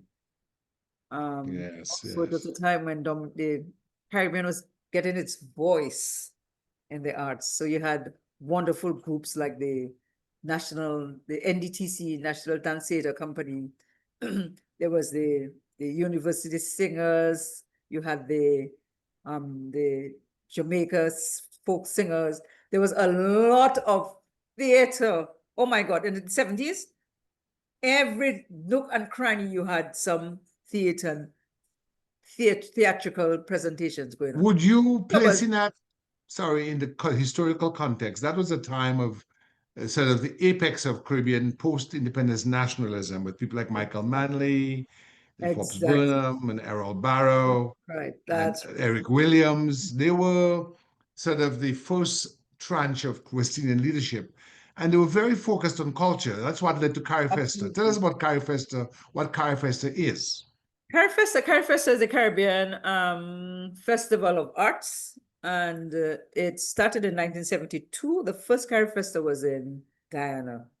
I'm very proud to say I was part of the Dominican contingent that went down to Guyana. We did Speak Brother Speak, and I was a dancer in Do you that. know Rosie Douglas was a dancer in Canada on stage and told me that he gave the idea of Carrie Festa Really, I didn't. to Errol to Forbes Burnham? Uh-huh, uh-huh. Yeah, because Rosie was very much interested in the arts and those things, yeah. And he was when RBD stopped giving, that is Rosie Douglas, Roosevelt Douglas of Dominic, who became prime minister. When RBD's father stopped sending him money, he went on to stage and started dancing. And Rosie started blowing fire at a club. And he said when he blew, because he made it up, he blew, fire blowers, it caught the awning on the stage and it spread it to spread. And he said he grabbed it and he started twirling it as if it was pie. The act. And it was not, it was an accident. And he retreated from the stage. So Rosie did quite a few things. So he mentioned that to me. So how many years does Skyfest take place? Actually, when it started off, it was every 4 years you had Carifesta. The Guyana one was so well organized, it was amazing. There was a Carifesta village where they actually built houses for the participants, and eventually they was rented or sold to the people after. So there was this village. We had special checks, so you had Carifesta money, and you could use that to buy your food, and you could use that in certain shops. You could use that to buy things, souvenir items. Amazing. It was Wow. very, very well organized, very well organized. And at Was the that the same one that Ewart Blau was on the delegation as well? was you Watley Bland there? Yes, he may have been. He may have been a singer because the Jeans group, Sifra Yeah. they were part of the Were you contingent. part of Souffle Mutai? Never. Joyce was my sister, first sister. Okay. But I love Jean. Oh, Jean's there. And her husband passed away last Saturday. May his soul rest in peace. Oh, so Jean Lawrence is dead, No, her husband. but Her she's husband. alive, thank God. Yes, yes, yes, yes. But Outstanding. her I passed. remember as a child, I mean, Souffle Mutai was just Oh my fantastic. gosh. Jean Lawrence I follow one of the architects of my life, musical architects, besides my uncle and Mrs. Where does Kuslak she reside now? in Antigua. She got In married in Antigua. Antigua and got married, yeah. Yes. They moved to St. Are Lucia. you are you are you able to are you in contact with her? Yes, oh yes. I spoke to her just Saturday, last Yes, yes. She's someone Sunday, I'd like to Sunday. speak to, just like I'm speaking to you now, because her contributions are immense to Amazing, I mean, I amazing. play the music all the time. Yeah, and not You just can get that, it on she went on to YouTube, do a lot of yes. work with this certain schools in Antigua and head of the music department of the diocese, the regional diocese.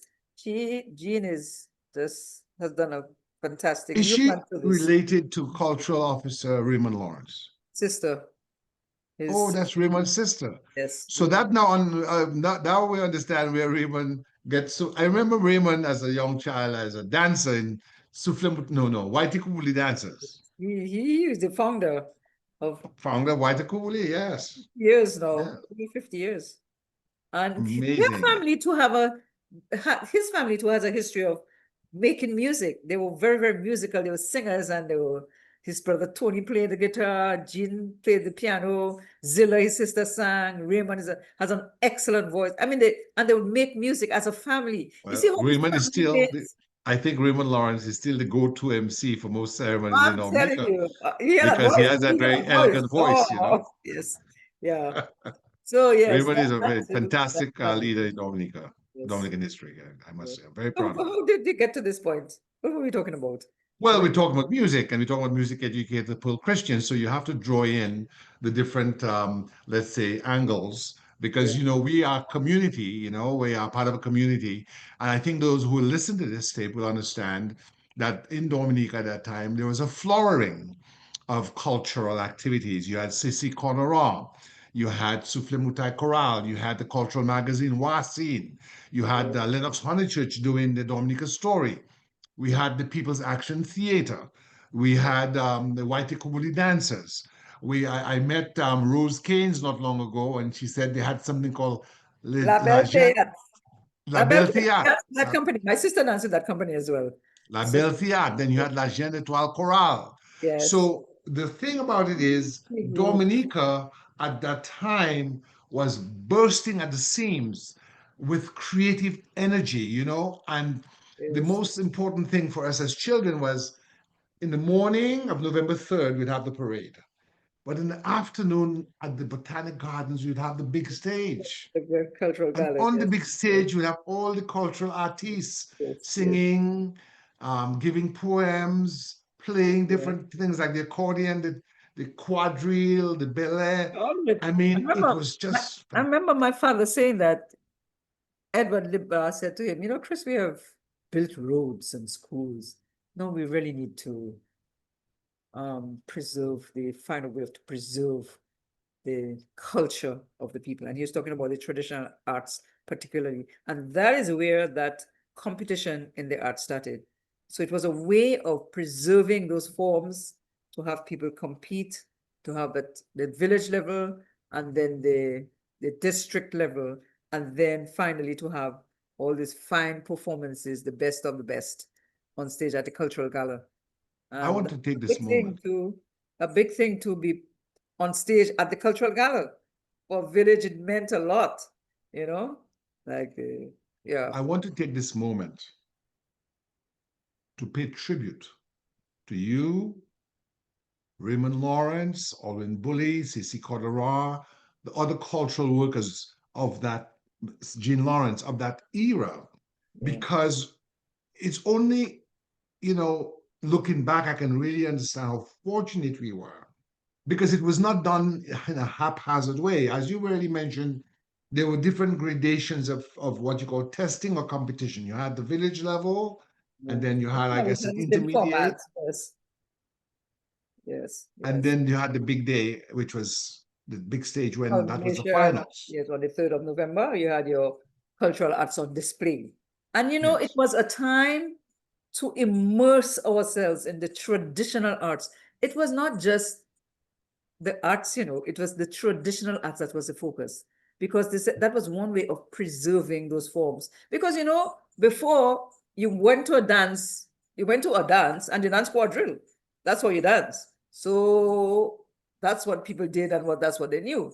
But now, because these dances are not dance a regular way of life, you have to put them on a stage. You have to, and to preserve them, you have to have means. So the competition was a means of getting them interested in teaching it to the younger ones, and to have it survive, and to indeed, document it in film and photography and all these various forms. And then, of course, indeed, to promote the country using the traditional forms as the special signature. Yeah. I'm going to propose, because what you've done is lit a fire in my mind, that before the last voices are eclipsed by the passage of time, that we somehow do a documentary of that very fecund, that very fertile, that very exuberant phase of our history, where we moved from being a colonial appendage to a budding nation state, and our greats in the arts sought to organize a division of culture to Yeah. propagate and to preserve our traditional musical, dance, and other creative art forms. Can you speak to that in way of how you understand the Dominica's division of culture started? Okay, so I mean, the whole idea of doing competitions in traditional arts as a way of promoting, preserving the art forms, that happened way back in the 60s. In the 60s, that started. Who were I the early but leading lights, if you can Kobe, remember any names? my dad was one of those who was part of organizing those festivals. I mean, you remember it came out of the whole Achievement Day things, the community development and Achievement Days, and that's where he was able to get to the people and reach them and sort of get them organized into those things. There were people like Sylvester Joseph. There was Edward Scobie. There was Mr. Signoret. All those people. I'm not sure what their actual roles were, but those are the names I remember hearing So it's associated with interesting you those. mentioned Scobie. I knew Sylvester Joseph, of course, Mr. Signoret, but Edward Scobie, for those who will be listening, was a Dominican grammar school cadet and student who went to Britain during the war as a Royal Air Force recruit and became a flight lieutenant. But then after the war, he started Tropics magazine, which history records as the largest magazine on Caribbean culture in British history. And he also did a book called Black Britannia, The History of Blacks in Britain. And he returned to Dominica under the aegis of the E.O. Leblanc administration and he was editor of Diez Dominica or That's Dominica right. Day I remember that. magazine. Yes, Dominica, yes. Yeah, he did Couple seven, he did his copies. two editions, Yes, yes. and it was a sort of collection of reportage on the socioeconomic Articles and progress, on the yes. had poems, But short these short stories. stories, yes, beautiful document. Beautiful. So he later on, that same Edward Scobie became mayor of Roseau, a founding leader of the Dominican Freedom Party, then went to Princeton University and City College of New York as a professor of Black Studies. And do you know, one Saturday, my wife and I are driving to the Eastern Shore. Someone sends me a clip on WhatsApp, and I'm hearing this guy called Robert Smalls talking about the difference between Africans and African Americans, or the similarities between Africans and African Americans from the Caribbean and Africans, and how West Indians or African Americans from the Caribbean and those from North America are more Pan Africanist and those from Africa are less so. I reached out and I got the guy, and I'm speaking to the guy, Professor Robert Smalls, and he says to me, he says, "Where are you from? You have an accent." I said, "I'm from Dominica." He says, "Dominica?" I said, "Yes, not the Dominican Republic." He said, "No, no, I know. My mentor was from Dominica. His name was Edward Scobie. Mhm. And he Yeah. knows everything about Dominica. He knew about Rosie Douglas. The guy was so excited that he called his professor friend Leonard Jeffries, and we had them on Q95 radio talking Okay. about how Edward Scobie of Dominica was their mentor in the 1960s, 70s. Yeah. Yeah. Amazing story. Yeah. Yeah. And then he passed away in New York City. A lady just contacted me about him this week. She's a Scobie. She said that Okay. his name was Edward Dalrymple, but his nom de plume was Edward Scobie. And Okay. she says to me, his mother was a Scobie. So that's maybe why he took that name.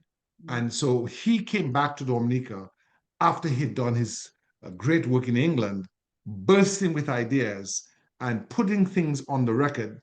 So a few years ago, I sent to Dominican News Online the first Dominica Day magazine so our people can have some insight into what was happening in Dominica at that time. Yeah. Yes. So yeah. So those are the names I used to hear my father sort of bandying around when it came to the whole preservation of the traditional culture. Then in So 78, let's get back to the Jamaica School of us Jamaica School of Music, or the just School of Music. the whole thing was a cultural training center where you had different schools of the four artistic disciplines. You spent Um, 2 years there. no, no, I spent 5 years there. Actually, my course was 4 years, and then they asked me to teach, to stay on to teach for a year. So I taught there, in the education department and the junior department, and that's where I really started doing work with children's choirs, and that I was able to implement in Dominica, with my convent prep choir and my Kyrie School of Music choir. Those are very, Can very you tell me how many school? Can you tell me how many choirs you formed in Dominica? At first, when I'd come back, I really was really excited about the two things of children, and because I'd had the experience of doing the junior choir at the School of Music, and I came down and I just got to a school, convent prep. That was my little alma mater, I said, okay, I want to do, I'll be happy to do your choir. So they allowed me to do the convent prep choir, and we put on some nice little musicals. And eventually I did the junior choir at the Carrie School of Music. That was another very, very project, very dear to my heart. I was Who able started the to Kyrie School of Music? Lang Sorendo. Lang Okay. Sorendo started that in, it is 84. Is it 84? And Len Sorrento is the wife of Rupert Sorrento, who Sorendo. was from Delhi, and is she from Hong Kong or Malaysia? Oh, Or? she's from Malaysia. She's from Yes. Chinese, Malaysia, Chinese. Um, Excellent pianist and wonderful, very, very successful teacher. She's the teacher of Leanne Christian, and she taught many other people, Darren, Chillingford, Alicia, Lestrade, I mean, like Edmund Roberts. I mean, she has been very successful with her students, and she has been able to encourage some of them to go into a life or profession of music. She's the They- first Chinese that I knew. There She you was go. brought to the As of VSO, she came to she was Dominica. brought to the Roseau Mixed Infant School to play the piano by Auntie Floss, who was a Okay, principal in the 1960s, late 1960s, maybe yes. 68, something 69. And I'd never seen a Chinese before in Lang Chung, person. Lang Chung. And she played very well. And of course, Oh, I've she's known her. excellent. Excellent. And she also was the teacher of Robert Armstrong, and she really sort of encouraged him to go into music, not just music tuning, it's a much Armstrong was at broader. the same Roseau Mixed Infant School with me There you when go. she played. Yes. Yes. So it was repair, refurbishing, and right now he tunes for this firm in somewhere in France, and he's good at his art. But that is all Lang inspired. She really sort of Amazing. came along with that. So she's done a lot of good work. I cannot stop telling Rupert Sorrento how happy I was he married Lang and brought her to Dominica. She's been such a treasure, really, and I really, for me personally, she started the School of Music where she just drew in all the main teachers and had them under one umbrella, and that was an amazing project. And very effective. A lot of people that got good patronage, and a lot of people benefited greatly from that experience. And as a flute teacher, a recorder teacher and flute teacher, she gave me opportunity when we started the children's choir because of my interest in children's choirs. She gave me the opportunity to just give me my lead and experiment with things. So I started off doing musicals that from British composers, and then I started writing my own musicals because I had this interest in marrying the folk, my background in folk music, my folk experience, my father having been an officer going all around the country, taking us all over the place and meeting all these wonderful I call them refined people in the villages, from the various villages. You talk about Mr. Joseph from Kalibishi, Mr. Austri from Castle Bruce. I mean, just all over the place. This meeting, Mr. Liblan, all these people, wonderful people. And for me, these are the people I sort of really looked up to. When a guy asked me, what music inspires you? I said, folk music. And he said, no, I mean music. I said, folk. It's a folk. That's where I get my inspiration. It's a folk culture. So I use that as a base to sort of create material. So I did a number of musicals called Anansi and the Pusher, Anansi and the Mirrors. Anansi, I had a collection of Anansi musicals. They're written, but not published or anything like that. And then I did the song of the Cicero. So a lot of it was based on things traditional or indigenous, Mama Ella. So a lot of my work I was drawing from my folk experience and then my more Eurocentric exposure to music. And then later on, I created the Six from Cicero Singers. The idea didn't come from me because it was people who were part of my convent prep choir, part of my Carrie School of Music choir, who grew up, and I had done workshops with them and said, they did, well, it was Miss Christian at the time, it was not people yet. Miss Christian, can you come and help us to form a choir? We are at the college and we need to do something other than academics, and we would really like to do a choir. Can you come and do it for us? The first meeting they set up, I didn't go because I just said, this is my time. And this, Miss Christian, everybody came and you didn't show up. I really felt bad. I felt so bad about it. I was so sure that they weren't ready for this. But they set up another meeting, and Gabriel, I went, and the rest is history. Cicero Singers was formed. We've organized ourselves. We had an executive set up. We had a motto, vision statement, a mission statement, a set of objectives that up to this day we follow. And that was way back in 1994.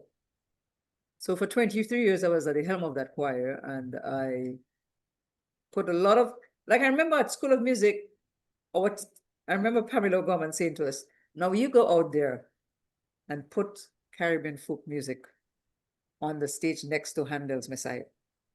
So it said the quality has to be good. It can't be just folk music, any old thing will do. It has to be well produced, well delivered, well presented. So I cut my teeth in terms of those kinds of choirs. I mean, Noel Dexter was head of the University Singers, and that was my favorite Caribbean choir. That's who I has a lot of exposure to. And in terms of arranging folk music, he was really my mentor. And then I sort of transferred this to the Cicero project, the Sixth Form Cicero Series project, where when we did our productions, we had something of a more Eurocentric entrance, and then we had pop stuff and Caribbean material. And the last thing, the climax, was our Caribbean folk music. And that was the attraction for a lot of our audiences that came. They were looking forward to that Caribbean folk section where we told it. And I did it, the format of that was to have the Caribbean folk songs linked by a set of quatrains that I created into a nice little story, folk story. And the reason for that was, I said, every child must feel they have a stake in this. You have a responsibility for the success of this. So every child has to do a narration. Not every child will be able to do a solo, sing a solo, but every child can deliver 4 lines and get that moment where that spotlight is on them. That's important for people, to have that spotlight and to feel that you have a stake in this. If I'm not there, it's upset. You can be replaced, but the fact is you're going to be noticed if you're not there. So that was the reason for using the quatrains and of course, when even quatrains, rhyming quatrains, it's easier to commit to memory. So that's it. Nowadays, when people come to the Cicero, well, no, I'm no longer at the helm of that. I still sort of give great support, but I'm no longer at the helm. I hand it over to Marie Pascal, wonderful, wonderful, super talented Cameroonian young lady. At first, it was Amanda Lawrence and herself. And when you say Cameroonian, she's from Cameroon in Africa? That's right. She had her And how did she come to Dominica? Came down to study medicine. And she joined the Sixth Form Cicero Singers, and she just sort of took off as a musician. Then she started playing flute and eventually joined my studio. I gave her a scholarship to my studio because I saw she was such an amazing music. She had such great musical aptitude. And I really was looking at her as somebody to hand over, because it's one thing to have a project and then you leave and then it just dies. No, that to me, that is not good enough. I spent a lot of time thinking, how am I going to sustain this project? Because I thought it was worth sustaining. And then I found someone in the person of Marie Pascal, and she has just taken it to another level. And she started off with Amanda, and then Amanda yielded to her. Amanda is still part of the group, but Marie is the sole director from 2018. Yeah.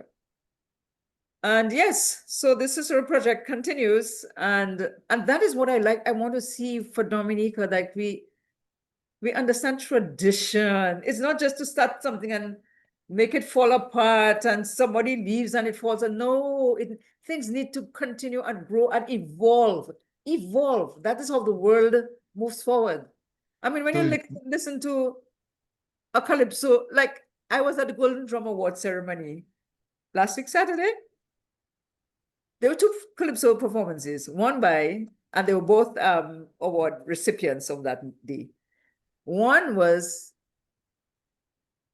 Observer, who is the president of the association, some at one time Calypso King and Road March King, and he's done really good, well, in music. So he did two calypsos, and then there was Robin, who was back in the what 60s, 70s, 70s, and 70s. Take did me back. Take Take me Me Marley. Back. Let me tell you, the two songs were absolutely, the two performances were so very different, yet both so captivating. When Robin came with this song, everybody was singing, they were able to sing. That was the time when Calypso was just fun. Calypso was fun. So you see there's a kind of an evolution, and that is how cultures and the arts, they grow. They don't remain sort of static and stagnant. There's growth. And I see that with the Six Form Cicero singers, which is sort of just growing and more accessible to people of this era, you know? Yes. And how important is it, to that growth to provide the order? Because that's what a musical score is. A musical score is to render in writing a particular melody or whatever Yeah. in a way that it can be Interpreted. proliferated Yeah. through the means of the written word or the written symbols, the Yeah. symbology that's associated with music.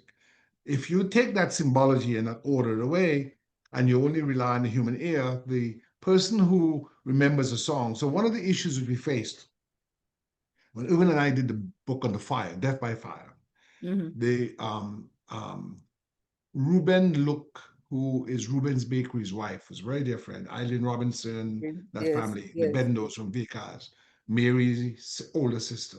She said to me that the song being played by the Vauxhall Harmonicas, which was playing the music for the sensei that Eric Shillingford, George James, and Eddie Mate were part of. The people in the Vauxhall Harmonicas, the Hysons, the Bullies, Olin Bully. Artie Mate was playing. His Yes. brother was in the sensei, but Artie was playing the steel band. Mm-hmm. They were playing south of the border by Herb Alpert and the Tijuana Brass. Yes. Mm-hmm. Yeah. Now, I knew the song, or I know the song because it's on vinyl. It's a record. You can go Yes. on Yes. YouTube, you can Yes. listen to it. It's known. Mm-hmm. But she said right before that was a song on a magistrate called Copeland. Mystic. No? Well, I don't know because this is where I'm coming to structure and musicology in way of the record. Because there's no record of Mr. Copeland, I can't Yes. go to YouTube like I can go with Herb Right. That's Alpert. very true. I That's can't very find it. true. And so I'm asking you, is it now time for a documentary that we can have that is a compilation of the songs that we can recall, the narrators like yourself and Raymond Lawrence and Jean Lawrence and those who are from that time, so we can collect that online? Because my fear is, and that's why it was so important to do this interview, is when those like you, myself, others who have recall of that time, of the Botanic Gardens and the big stage, of the Missy Quick Quack, and the build up to the Cicero singers, because there is a genesis that precedes, of course, the Cicero singers. And that genesis resides in the work of C.C. Cordoran, Whitey Jean Kubali, La Belle Lawrence. Tia, Yeah. Jean Lawrence. It didn't just come out, didn't just blow up in a That's right. vacuum. Exactly. Exactly. It was it was a structure that preceded that. Exactly. And so capturing that is so important. How important, well, let me back off. What is, when you do the CCU Singers programs, do you write for every song a musical score? Actually, when I did, and up to now, it's still like that. I mean, the director takes responsibility for that. A lot of scores you can get online. Um, so if you're doing gospel, classical music, pop music, all of those, and nowadays the resources are just so immense. I mean, the AI, you can get you don't have to be dependent on a score. You can get recordings of the parts. So you can buy recordings of the various parts, give them to your groups to learn, and put that piece together. It's so easy now. Before, when I did scripture singers, I used to have to interpret my little rhythms. I haven't heard a piece. I would have to just interpret what I see on the score, and that's what I learned in Jamaica. To write music. When we did the folk section or folk arrangements, I already scored. I scored my folk arrangements, so I have manuscripts of the music and the parts that the flutes play. And because I taught flute, I would include flautists in my folk ensemble, the accompanying ensemble. And then we did chord sheets for the chord charts for the bass player, quattro player, and then we have our drummers. So yes, it's Let scored. me ask, All the music is scored. It's scored. is there a way to preserve those manuscripts? Oof. Marie's on my case. Actually, she's hopefully I'm really dependent on her because these young people are computer savvy, so they can Yeah. use music programs and take this manuscripts and then just transfer them to computer. I do have a program myself, but I'm sort of a little lazy. No, but I'm getting better. Well, I'm just saying, Getting better. because There's a music program, Sibelius, that I'm using. So yes, I use that pretty much to sort of document things. I write a score. I love my little manuscripts, and I just transfer them. that's what I mean. I'm talking about the handwritten ones, the Yeah. ones that you've put together before the AI, the advent of AI, artificial intelligence. It'd be good to see where we can get some of those things scanned in and archived, because again, it's all about preservation of the record. Yeah. So somewhere at the Department of Culture or the Division of Culture, we have some of those things, so it's not lost to humanity for the future. Let me ask you a question, Pearl. You're a great flutist. I had the No, I'm high. not. No, no, no, no, no, no, please. No, no, no, no, no, no, no, no. Disclaimer. I'm Okay, not a great you're a flute. flutist. Far from You're a it. flutist. I Let me teach. ask you a question. You teach flute, and I've seen you play the flute. I cannot play the flute. Would you mind if I pause this for a moment? You play this your favorite song? No, please. No, no, no, no, no, no, no, no, no, no, no. I am not a player. All my students play better than I do, but so does Usain Bolt run better than his coach.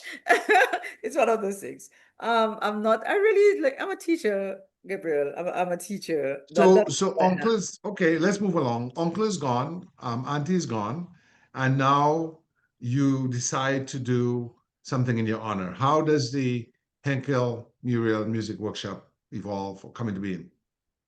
Okay, so well, I taught at the Caribbean. When I came back to Dominica, I started teaching at the Caribbean School of Music. I mean, I was with the cultural division, but when the Caribbean School of Music opened, I started teaching recorder and flute.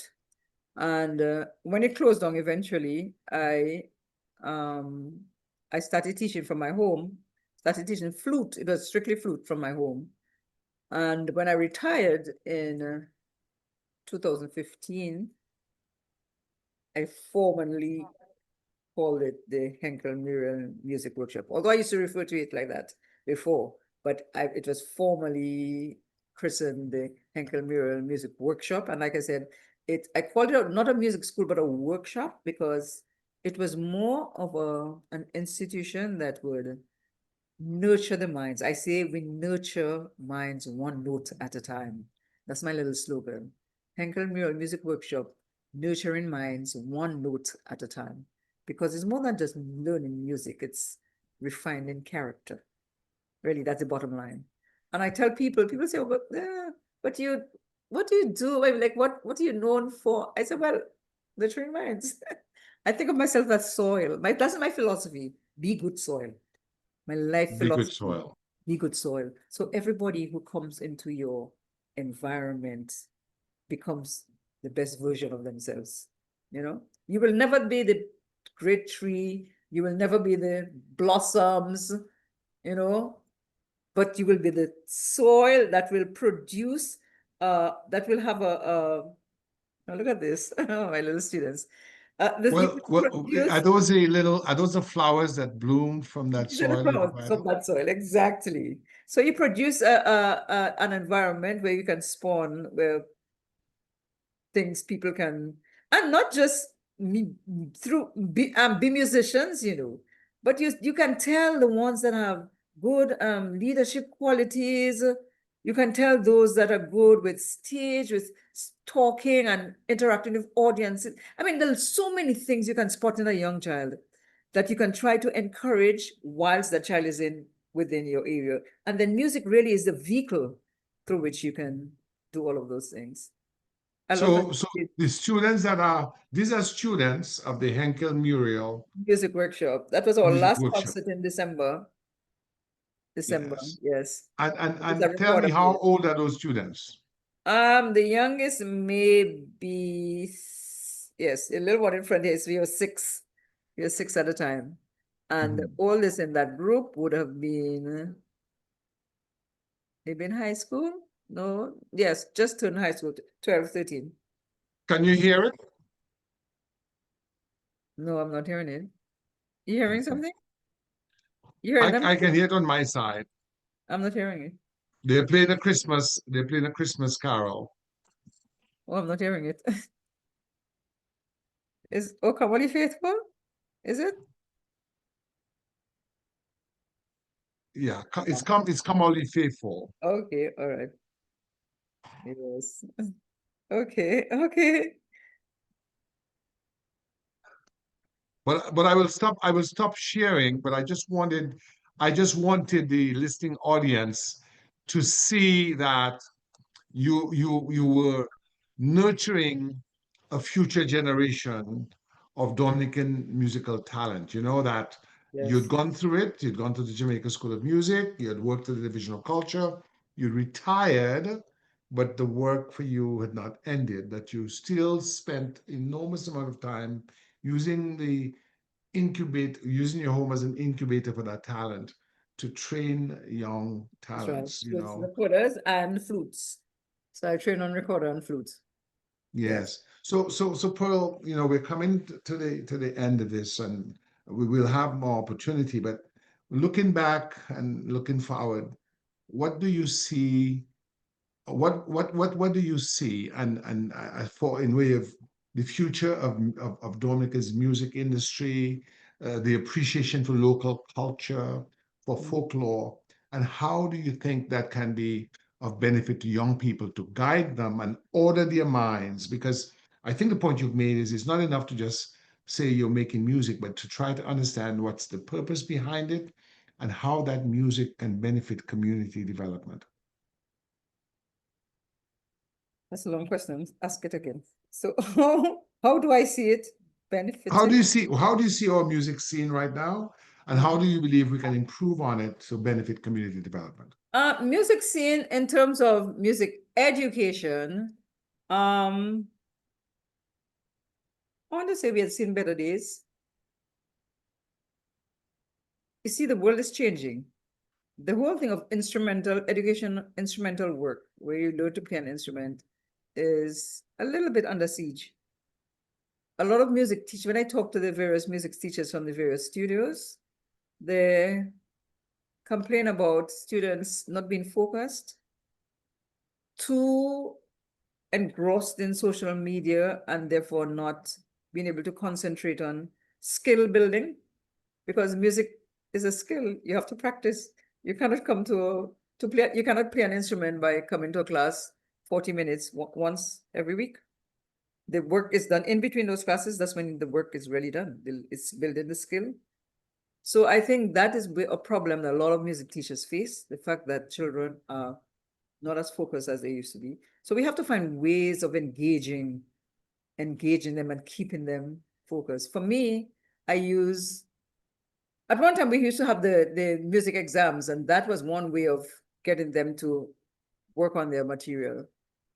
But I use, there's what I call my going solo concert, where every child is expected to play a piece on his or her own. And then at the end of the year, I have my end of year production, where I have them playing in ensembles.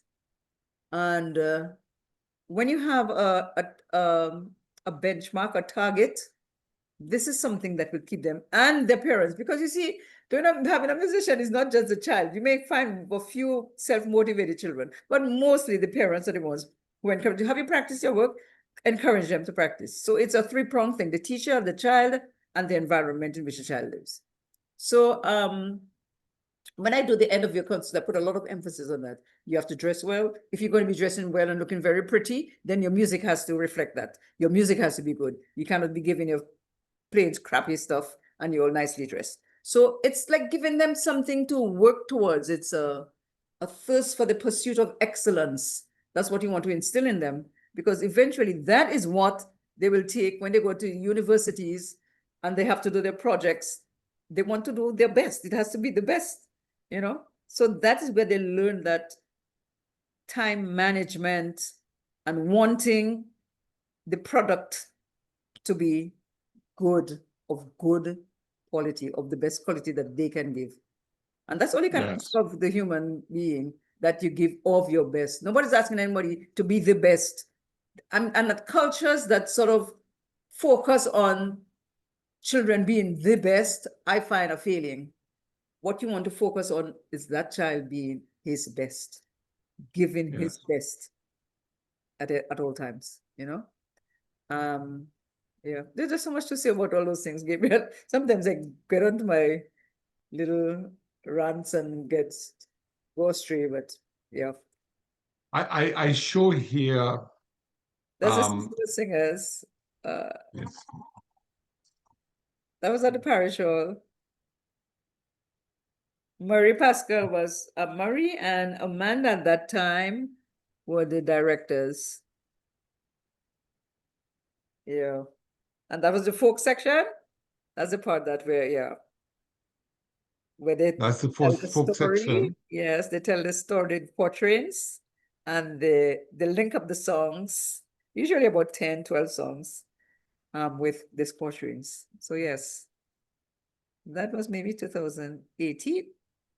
Yes. Let 19, me see yes, if I that was can. 2019, yes.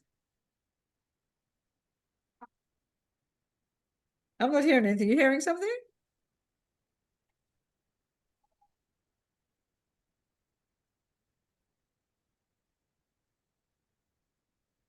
Can you hear it?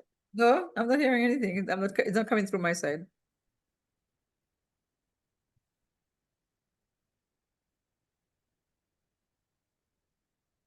I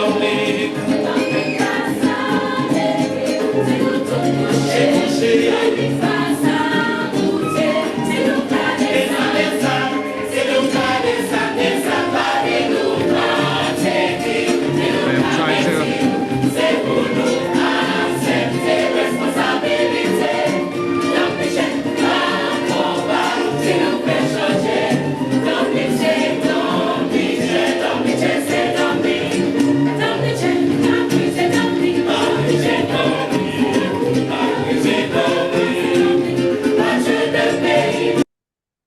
Okay, so this was a song that Nathalie Andrew wrote. And I arranged it for Six from Cicero Singers. Yes. Actually, they did this in 2000 and as an opening number at Independence 1 year. Okay. Yes, way back 2005. Yeah. Well, this is the product of your labors, and I'm very proud that you know you did what you did as a civil servant, but that you spent enormous amount of time of your own time that you could have done things that were self-centered to burnish the community spirit and use music as that instrumentality to do that polishing of the creative arts. Um, any final words, Pearl, on your tenure as a music educator and as a cultural icon? Um, well, certainly I can say for myself that it was, I'm very thankful to my father for having led me in that direction. And I thought it didn't just benefit me as a person, but it benefited the country. And I think that people who get involved in music and the arts generally can have a refining effect on the societies in which they live. So I really would like to encourage parents to have their children be involved and immersed in the arts, in all the various forms of the arts, because it does have a refining effect on the country. Yes. Indeed, indeed.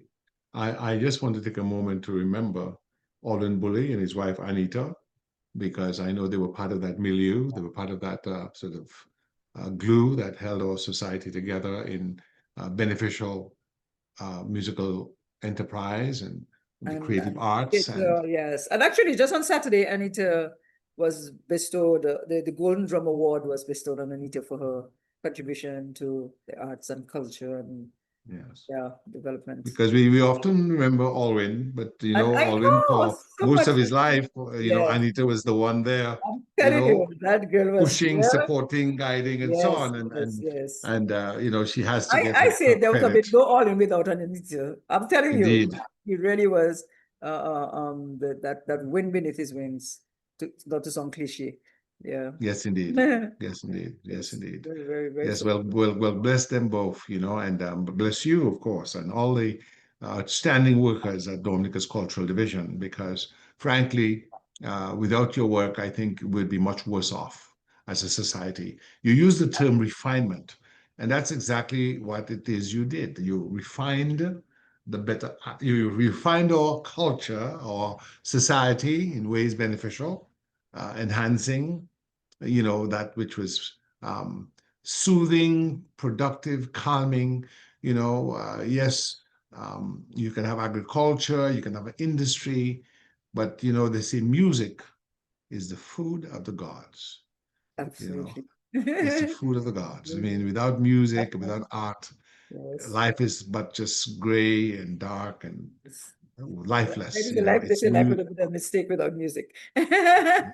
Indeed, So indeed. Well, but I also feel very blessed to have been in that area. I mean, like you go to work and I said, this is work, this is fun.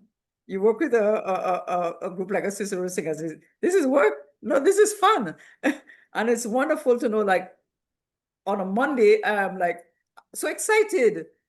People, oh, my best day is Friday. My best day used to be a Monday because I used to have Cicero Singers rehearsal on a Monday afternoon. And for me, up to now, Mondays just remains my most exciting day because I wanted to do stuff and to do more and to get in touch with my singers and just sort of really enjoy just being together, really, you know. indeed, indeed. Well, When work can be fun, what better formula you want? And that is why I think that people need to work on areas where what they enjoy. They must enjoy what it is they do as work. It mustn't just be about money.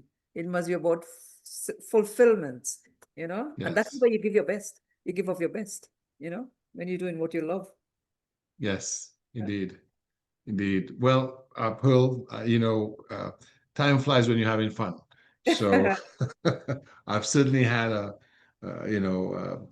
great, those of us who will be listening to this, a great opportunity to delve into the mind of Pearl Christian, the Henkel Muriel uh, music workshop, and your role in music education and culture. I just wish I had your memory, Gabriel, to remember all the names and all the. But you just have such Yes. a fantastic memory. It's Well, wonderful. That's I I mean, think just like we really need you in our family, the keeper of the archives of the yeah, history. yes. Yes. Yes. Well, I think Yeah. we're very fortunate for the time we lived in Dominica and the time we had to be part of that ferment. We are products of our time. And it was a time of inquiry, a time of building, a time of bonding, and a time of community. And that's why I think your commentary and family and prayer, because I know you're part of the St. Alphonsus Choir as well. That's right. Yes, I play for the 7 o'clock mass. Yeah. Indeed. So that prayerfulness, that community bonding around the dinner table and discussing, I think those things make for stronger families, for stronger communities. So God bless our parents, God bless our community as we knew it and as we hope for it to continue to be one of cohesive, um, productive, kind, and gracious, and of course, refined, not just in music, but in this time, I we're heard here that. on the second. This is a weekend of Emancipation Day weekend. Mhm. This is August Monday is Emancipation Day celebration. Yeah. And I think what music and culture and the arts and that refinement has done is to emancipate us from that which is crass, that which is base, and elevate us to some heavenly realm where even though we're on earth, we can ascend.